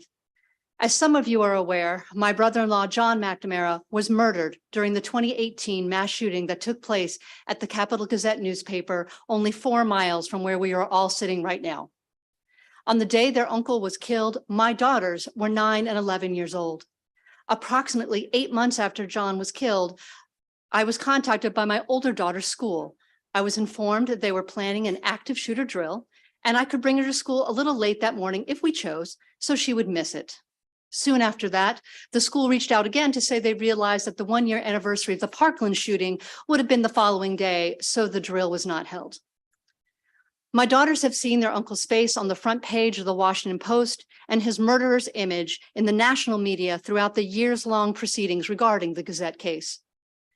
The idea that my children would have to act out a realistic scenario in which a gunman was hunting them through the hallways of their own school is not a situation I take lightly. I appreciate that the school gave my husband and me the chance to decide how our family would proceed. And I appreciate that they thought through the context in which all of the students would experience such a training. My family's connection to gun violence is painful, but it is not unique. Each day, more than 110 Americans die through some form of gun violence. On top of that, students across the nation see headlines about school shootings or incidents where a weapon is brought into a school far, far too often. Many young people are being deeply affected by this issue in ways we are only beginning to understand. I ask you to support this bill, and I thank you for your time. Okay, thank you. Tell us your name. Yes, I'm Eileen Zeller. I live in Clarksville in Howard County. Proud to be represented by Senator Hester. I retired after a career in suicide prevention and public health. In retirement, I also sit on the board of the Mental Health Association of Maryland, and I just stepped down as chair of the Governor's Commission on Suicide Prevention today, as you can see from my shirt. I'm here as a volunteer with Moms Demand Action, the Maryland chapter. I support House Bill 515 because we need to protect our children using best practices grounded in science, and we can't inadvertently cause them harm. That means our children need to be safe, they need to feel safe, and they need to be protected from unintentional emotional trauma. The testimony has been so powerful so far. The only thing that I want to add is that every time the local group of Howard County Moms Demand Action meets, we hear from the kind of survivors that you're talking about, that have been speaking today, from kids, from their parents, from teachers, from administrators. I urge you to report favorably on House Bill 515 because our kids and our parents and our schools deserve it. Thank you. Okay, thank you to the entire panel. Is there any questions for any of the panelists, witnesses? Okay, seeing none, we do have two virtual witnesses. Lamoria both signed up favorable as Anika Arjamand here. Okay. Anika, there you are. You've got 2 minutes and you're signed up favorable. First, I'd like to thank Chair Feldman, Vice Chair Kagan, and members of the EEE Committee for the opportunity to present on HB 515 regarding notification requirements for active shooter drills and trainings. My name is Anika Arjamand, and I'm an 11th grader at Gaithersburg High School. Walking in the halls of my school, I have 3 fears: failing my math quiz, forgetting my lunch, and texting my mom that there's a shooter at school. We're only 94 days into 2023, and with each day, my 3rd fear grows. A recent lockdown solidified my position on this bill once I saw the distraught faces of my classmates. The mere possibility of someone entering the school with a firearm or a loud sound triggered feelings of anxiety and stress within myself and those around me. To paint a picture, hands were shaking, eyes were swelling with tears, and breaths were quick, all from a simple chance of a shooter. When it comes to active shooter drills, the line between illusion and reality is undistinguishable. So while we take measures in better preparing our students for such a dangerously possible circumstance, let's also take into consideration methods of enacting the drill. As the bill requires, it's crucial to inform parents and students before a drill takes place, so both parties aren't put into a state of shock when the time comes. The bill also suggests sending information to parents regarding Maryland's safe gun storage laws, which is important for all families to know, as over 70% of school shootings are from unsecured guns at home. This isn't asking for much, but it will create a huge impact in how we tend to the emotions and actions of our students. Adults often underestimate the seriousness of students. There's no need to incorporate gun sounds or imitations of a shooter in the building in order to incite action. We're equipped with the critical thinking skills to act properly when necessary, especially when our lives are at stake. The needs and emotions of every Maryland child, parent, and teacher considered, myself and the Montgomery County Board of Education urge you to vote in favor of HB 515. Thank you for your time. Okay, any questions for our virtual witness? Okay, seeing none, thank you. Thank you for your testimony. Final virtual witness favorable is Beth Jarrett. Is Ms. Jarrett? Okay, Ms. Jarrett, I see you there. You signed up favorable and you've got 2 minutes. Okay. Good afternoon, Chairman Feldman and committee members. My name is Beth Jarrett. I've lived in Maryland my whole life. I currently live in Lutherville and I've lived here for about 8.5 years. I'm a mother of 3 Baltimore County Public School students, and today I'm speaking in support of House Bill 515 on behalf of Moms Demand Action. Research from Everytown for Gun Safety concludes that there is almost no evidence concluding that active shooter drills help prevent school shootings or protect the school community when shootings occur. But research does suggest that active shooter drills in schools are associated with increased rates of depression, stress, and anxiety for teachers, students, and parents. I can speak to this from experience. My daughter is in first grade and her best friend suffers from anxiety. These drills are particularly triggering for her, and she has recently begun seeing a therapist. One of the things that has helped the most in managing her anxiety is her teacher will call her parents the night before the drill, letting them know that the drill will be happening the next day. This allows her parents to be the ones to talk to her about the upcoming drill and to frame it in a way that will be the least stressful for her. And it allows her to have ample time to process and prepare for the drills. I also wanted to mention that for me, the most important part of this bill is the requirement that at the beginning of each school year, schools send home information on Maryland's firearm storage laws and best practices. In the United States, firearms are the leading cause of death for children. And 4.6 million children live in the home with an unlocked and loaded gun. The Secret Service found that 3/4 of school shooters acquired their firearm from the home of a parent or close relatives. Guns should be inaccessible to children. They should be stored they should be stored unloaded and locked, and preferably in a gun safe. Let's remove school shootings from the narrative altogether and prevent childhood access to guns by educating Marylanders about secure gun storage. I request for a favorable report on House Bill 515. Okay, thank you. Any questions for Ms. Jarrett? Seeing none. Thank you. That brings us to our final witness signed up unfavorable, John Willems from MABE. John, come on up here. You've got 2 minutes and you sign up unfavorable. Mr. Chairman, members of the committee, John Willems representing the Maryland Association of Boards of Education. Here today testify in opposition to House Bill 515. To be clear, MABE is not opposed to the advanced notification provisions of the bill or of the materials agreed to be developed by the Center for School Safety and other entities involved. As my written testimony indicates, we're primarily concerned with the provision that would require us to provide mental health care to staff in particular following a drill or training, and that we are not mental health providers. And I suggest amended language to address that. We do remain, however, fundamentally concerned with the provision of the bill that says no active shooter drill involving an active shooter or a loud sound could occur during the school day, would have to occur after school and be voluntary for both staff and students, and feel that that core provision of the bill essentially weakens the availability of real life training to create the responses that are needed, and would point out that the limitation also includes similar activities that may cause the drill or training to be traumatic for students or school personnel. So as disturbing as it is, the activities involving sheltering in place, evacuating in place, evacuating outside the building, barricading rooms, finding safe places to hide, pulling down blinds, how door locks work. That's all potentially, and I think presumably traumatic, more so to some than others, and yet is essential to conducting these safety drills and preparing us for the worst case scenario. And so, again, it is a position of opposition. As probably my last bill of the session, I guess it is an opposed with amendments, as I did try to provide some specific language recognizing the core intent of this bill. But we are very much concerned with the negative ramifications of passing the bill as it is. Thank you. Okay, we'll go Senator Watson and Senator Washington. Since this is your last bill, I won't have another opportunity to speak with you, Mr. Williams.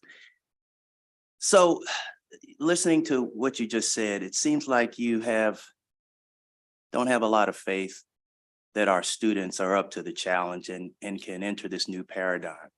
And so I say that because my parents had to deal with air raid sirens, fallout shelters, and duck and cover. All of us have had to deal with fire drills all the way now while I'm an adult. And to think that our kids cannot handle, and it would cause so much mental duress and stress and problems to help them deal with an event that we hope that never happens. It seems like we're really undercounting, the strength of our students, in this changing environment. So I don't I disagree, with your premise that, these things shouldn't be done. And, you don't need, as stated earlier, you don't need a fire to practice for a fire drill. You don't need a bomb to fall on a school to do cover, duck and cover. And so I'd like to, give you another opportunity. And I understand you represent all 24 school districts, but, what do you think, should be done to adequately prepare our kids? And, before you answer, I'm very receptive to the comments made by an earlier speaker from Moms Demand Action. There's the one preventing issues from getting into the schools in the first place. But in the unfortunate circumstance that they do, I think, we as a body owe it to be able to put some parameters around what can be taught to protect our schools should such an emergency happen. So Senator, MABE is 100% in favor of maintaining the administration of these active shooter drills and trainings to some extent. We're 100% in favor of the advance notice that is currently provided to students and staff. And as the bill is amended, no longer requires the specific date and time, but does require the month in which the drill or training would occur. I think that's perfectly appropriate. And in terms of services for students, in terms of traumatic response to a drill or training, certainly not objecting to the counseling and response to those services. The provision of mental health services to staff is a concern, and the absolute prohibition on any real life simulation of an active shooter drill during school hours is of real concern. So the provisions of the bill that say you cannot do that unless it is after hours and on a voluntary basis for both students and staff. So it doesn't even allow us to train staff on a mandatory basis through what would be considered a real active shooter drill is a real concern. So we want to be able to continue to do these. We want to do them under the best practices that have been referred to and are going to be developed. We're just not sure that the bill allows us to move forward and conduct them in an efficacious way as the bill is currently drafted, particularly that provision that relates to not only the loud sound or the person role playing the active shooter, but other activities which may be traumatic, which is pretty broad and pretty limiting then in how these trainings or drills could be offered. Okay, Senator Washington. Thank you. And yes, the first time I heard you testify, it was favorable with amendments so you've moved beyond Dr. No, which is what we used to refer to you in Ways and Means. Thank you. So there's progress. We've both grown.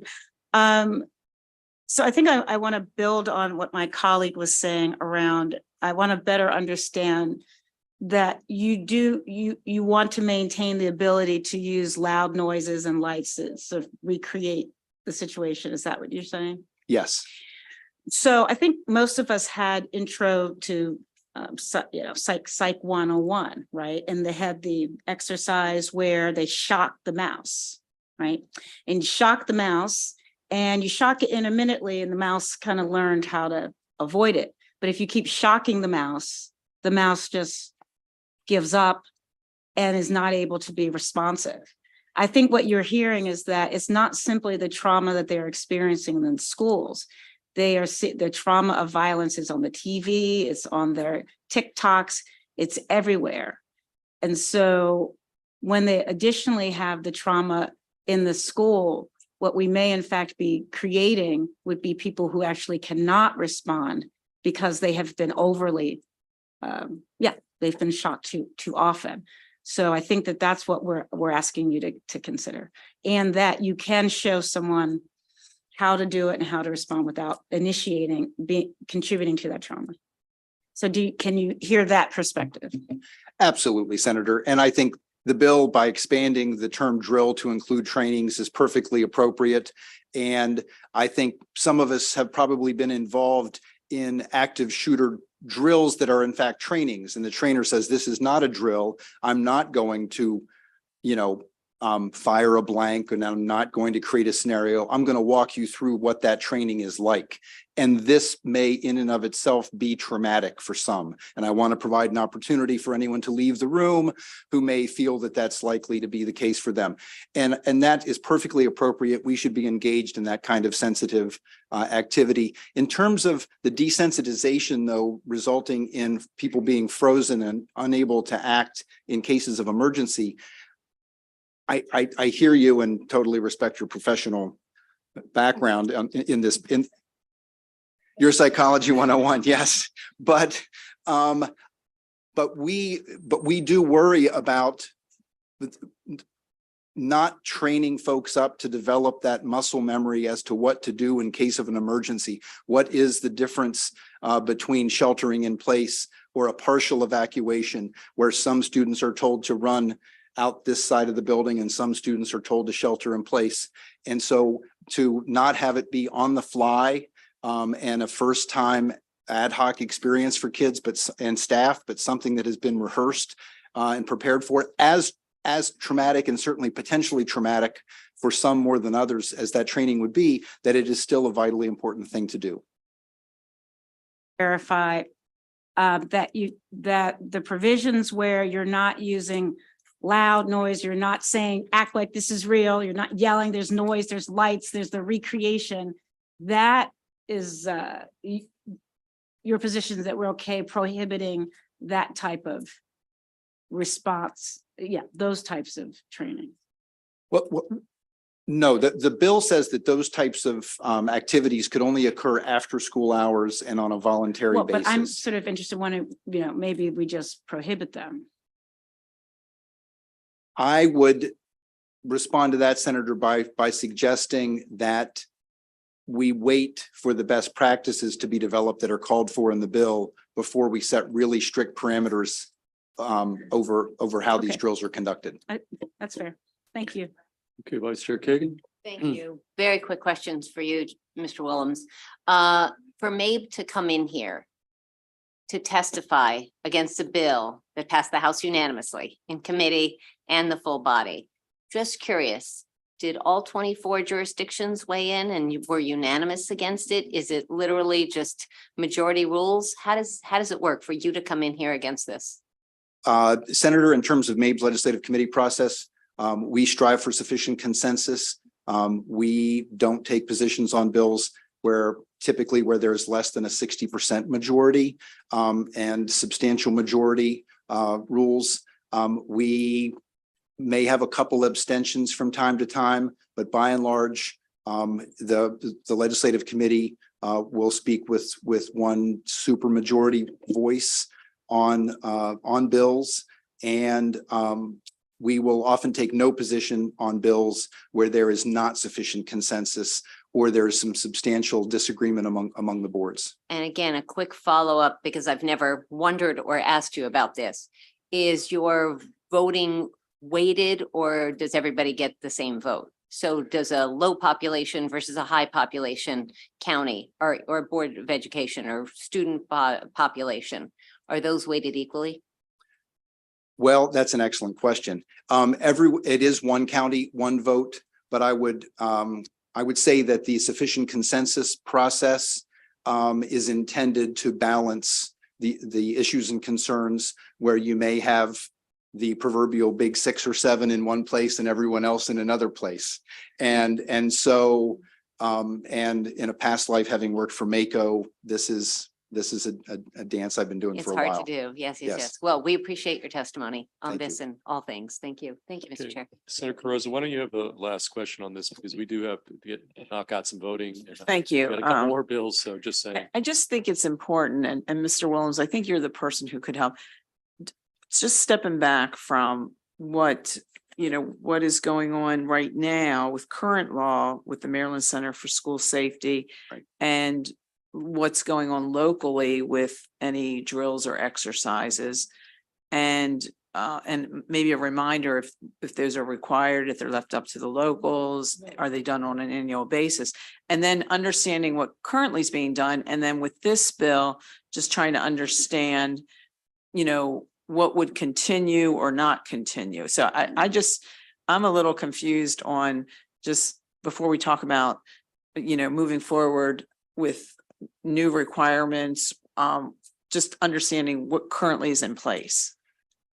Senator, I think there's a fairly simple and straightforward answer, which is this bill, I don't believe is intended to change the quantity, the number of drills. There used to be about double the number of fire drills that there are now. That was significantly reduced to accommodate the emergency drills, those shelter in place evacuation drills that I described, and the active assailant, active shooter drill is included in that matrix, but these drills can be combined. So you could have one exercise during the school day where you had a partial evacuation, a partial shelter in place, and an active assailant portion of that drill, and that would check multiple boxes. So it's not that each individual drill involves a separate one of the 180 school days. So this bill is not intended to either add to or reduce the number of drills.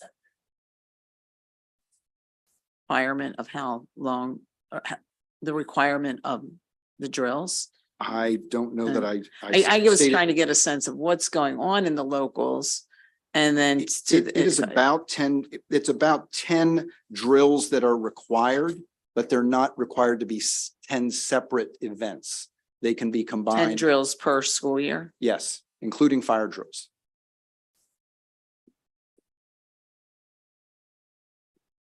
Okay, seeing no further questions of Mr. Williams, that concludes the bill hearing on House Bill 515. Thank you. I understand we do have, you're here for Delegate Guyton. Okay, we've got Delegate and then Delegate Forbes after that. Somebody here from Delegate Forbes? Okay, I apologize, I didn't see that. Okay, Delegate Guyton is House Bill 320. And tell us who you are, and you're the only witness on this bill. Thank you. My name is Corey. I'm on behalf of Delegate Michelle Guyton, District 42B. Your last name? Johns. I'm sorry, Corey Johns. Okay. It's been a long session. I'm sure everybody can relate to my title. Says I'll sleep when session is over. Thank you for your consideration on House Bill 320 to alter the definition of student data in the Maryland Longitudinal Data System, MLDS. MLDS allows researchers to utilize encrypted data from 3 specific agencies, MSDE, the Department of Labor, and MHEC, to develop and evaluate long-term effects of policy decisions.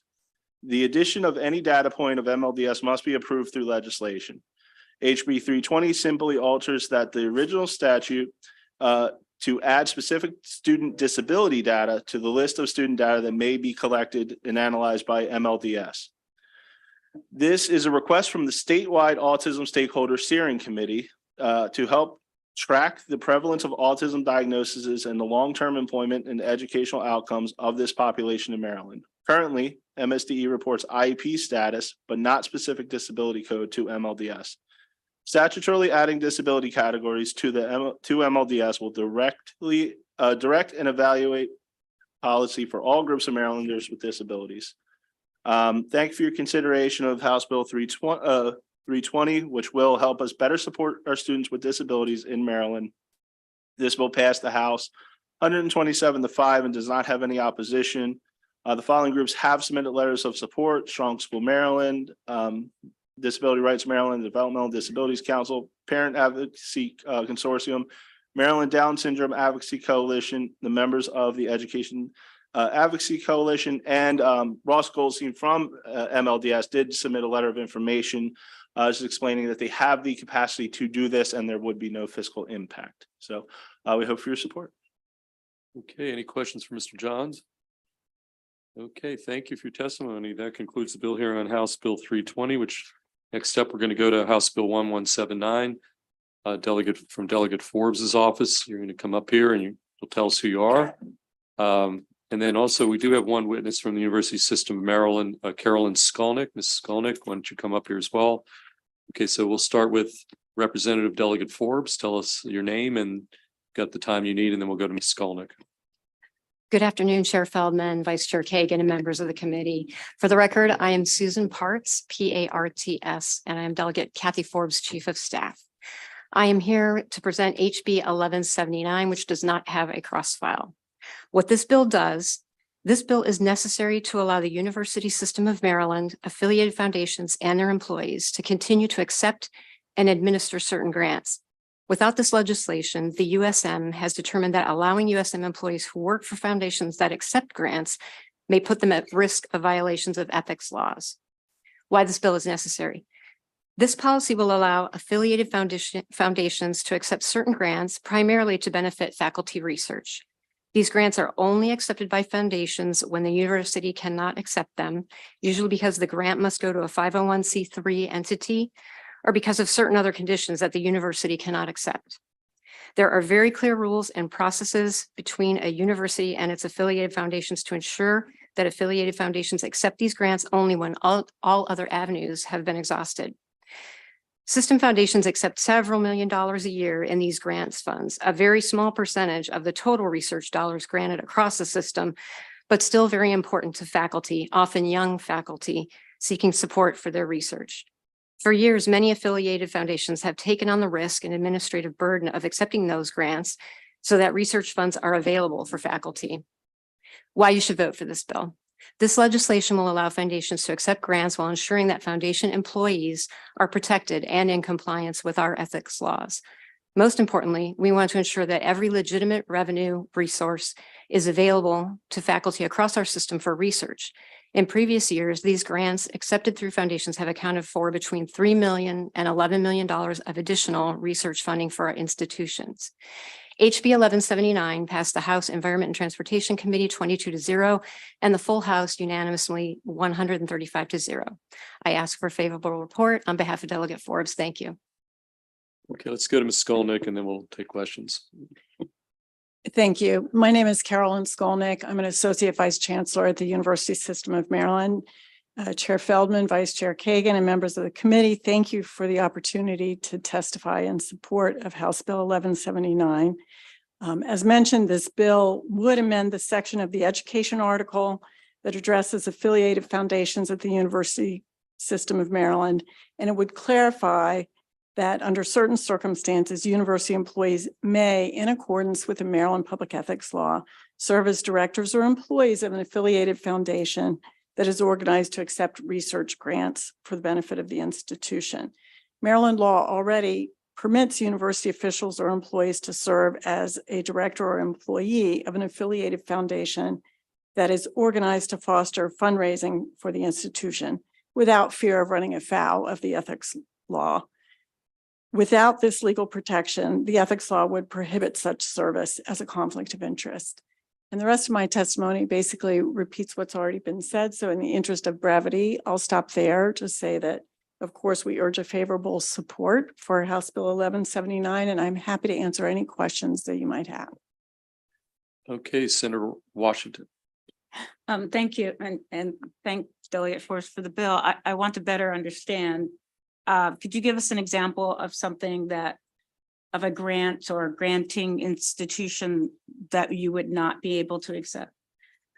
So there might be a grant that the University of Maryland, Baltimore, one of their faculty members who's a scientist who does research in, in an area relating to health might want to accept a grant, but because of certain provisions in the grant, the university would be unable to accept it. A common example is certain grantees insist on an indemnification clause, which would essentially put the university's funds at risk if that clause were implemented. So that's just one example. So we would like for that grantor to nevertheless be able to provide the funds so the faculty member could do the research. And one way of doing that is to provide it to an affiliated foundation as the grantee. But because the way the Maryland Public Ethics Law is written, there's a question about whether in that circumstance, other university employees who had some role at the foundation would find themselves in a situation where the ethics law would consider them to be acting in conflict of interest. Has that made it any clearer? So if is this that I'm an employee at a foundation and also like maybe an in a center as you had, or also worked for the university. So I have Yes. two, I worked for a foundation and I also work for the university. Is that the Yes, scenario? although typically the employee would have a primary employment at the university, but would be performing some services that assist the foundation. And I will tell you that that's not an uncommon practice. And the law currently allows for that situation to occur. But because the foundation is accepting grants and not just sort of a pure fundraising foundation, there's a question that's been raised under the law about whether the exception under the ethics law would still apply. So who you're benefiting is not actually the person who would be performing work under the grant. This law would benefit and provide some assurance to other university employees who provide some services to the foundation that they won't be caught up under the public ethics law and found to be committing a conflict of interest violation.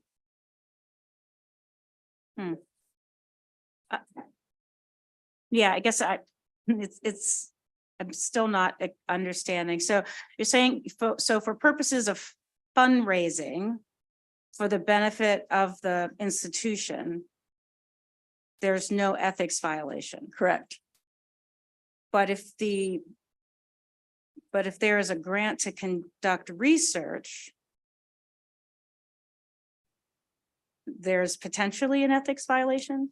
Yes, and the reason for that is the way the law is currently written. The law provides a specific exception to the law on affiliated foundations provides a specific exception to the ethics law that says that it's okay and it's not an ethics violation for a university employee to provide services to the foundation if the foundation is engaged in fundraising on behalf of the affiliated entity. The question here is if the foundation is also engaged in accepting grants.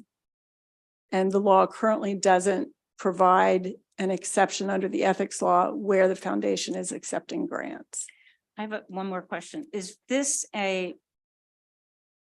Would this be a foundation created by the university? Yes, typically. Okay. All right, so then this would be the university's affiliated foundation. Yes. Okay, so there's a U of B system. There's the U of B system or the University of Maryland. University of Maryland, Baltimore as an example. Okay, and there's a foundation for the University of Baltimore. Yes, there's a number of different foundations that support different universities within the university system. So the foundations that are organized to accept the research grants have certain rules. Is that what you're saying, that there are? Well, what I would say is those foundations were not necessarily originally organized to accept grants. They were organized to engage in fundraising and related activities. They, over time, some of them evolved to accept grants that could not otherwise be accepted by the university for various reasons. And it's my understanding that a university is considered a 501c3. You don't necessarily have to, you can accept grants. the university can accept grants, Right. but and accepts many, many grants, but there are certain circumstances where there might be a provision in a particular grant. Mr. Chair, I just would like to see the specific provision as that I want to make sure we're not making a law for a particular situation. So I just want to. Okay, well, I think you've had this, obviously offline, you can continue the dialogue. Let's go to Senator Augustine. Yeah.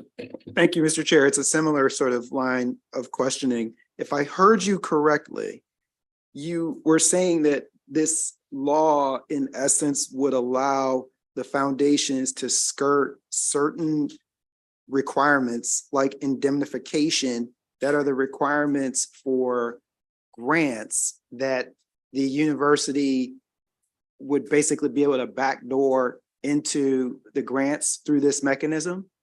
Well, I wouldn't describe it that way. And giving indemnification as an example, typically the reason a university wouldn't accept any contract that had an indemnification provision is if the indemnification provision were activated, the university, doesn't necessarily have a source of funds to pay for that indemnification, because typically universities, unlike a corporation, don't have insurance. They're public entities. But that's because those grants are for a particular group that would have indemnification, right?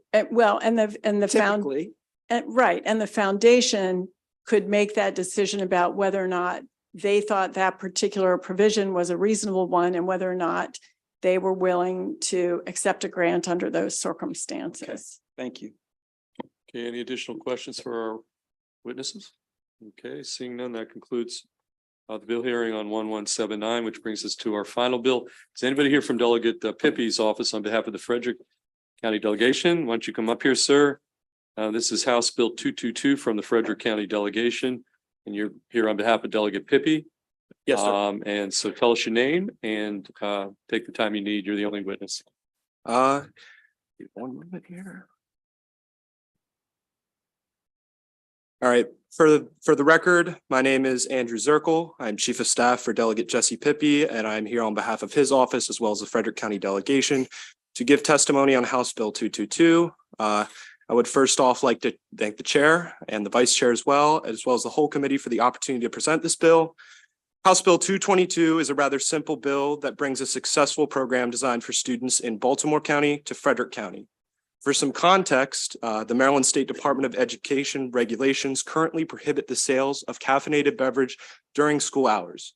In 2016, this body passed a law that would allow students in Baltimore County to sell coffee in schools in conjunction with a career exploration and development activity. This program was observed to have a marked improvement on students' social, emotional skills and overall educational development. It is on the basis of these successes that the Frederick County Executive requested that the Frederick County delegation support a bill to bring this program to Frederick County.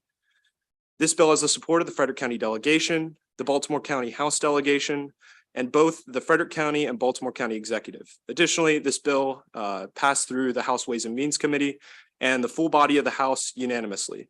Also, this bill passed through this committee and the whole of the Senate as Senate Bill 317 in the 2020 legislative session. I hope that this committee can see the merits of such a program and the potential benefits it would bring to Frederick County. The Frederick County delegation asks for a favorable report on the bill, and I would be happy to answer any questions. Thank you. Okay, do we have questions for the witness? Okay, seeing none, that concludes the bill hearing on House Bill 222 and concludes our bill hearings for today. Folks, we're getting down to the end here.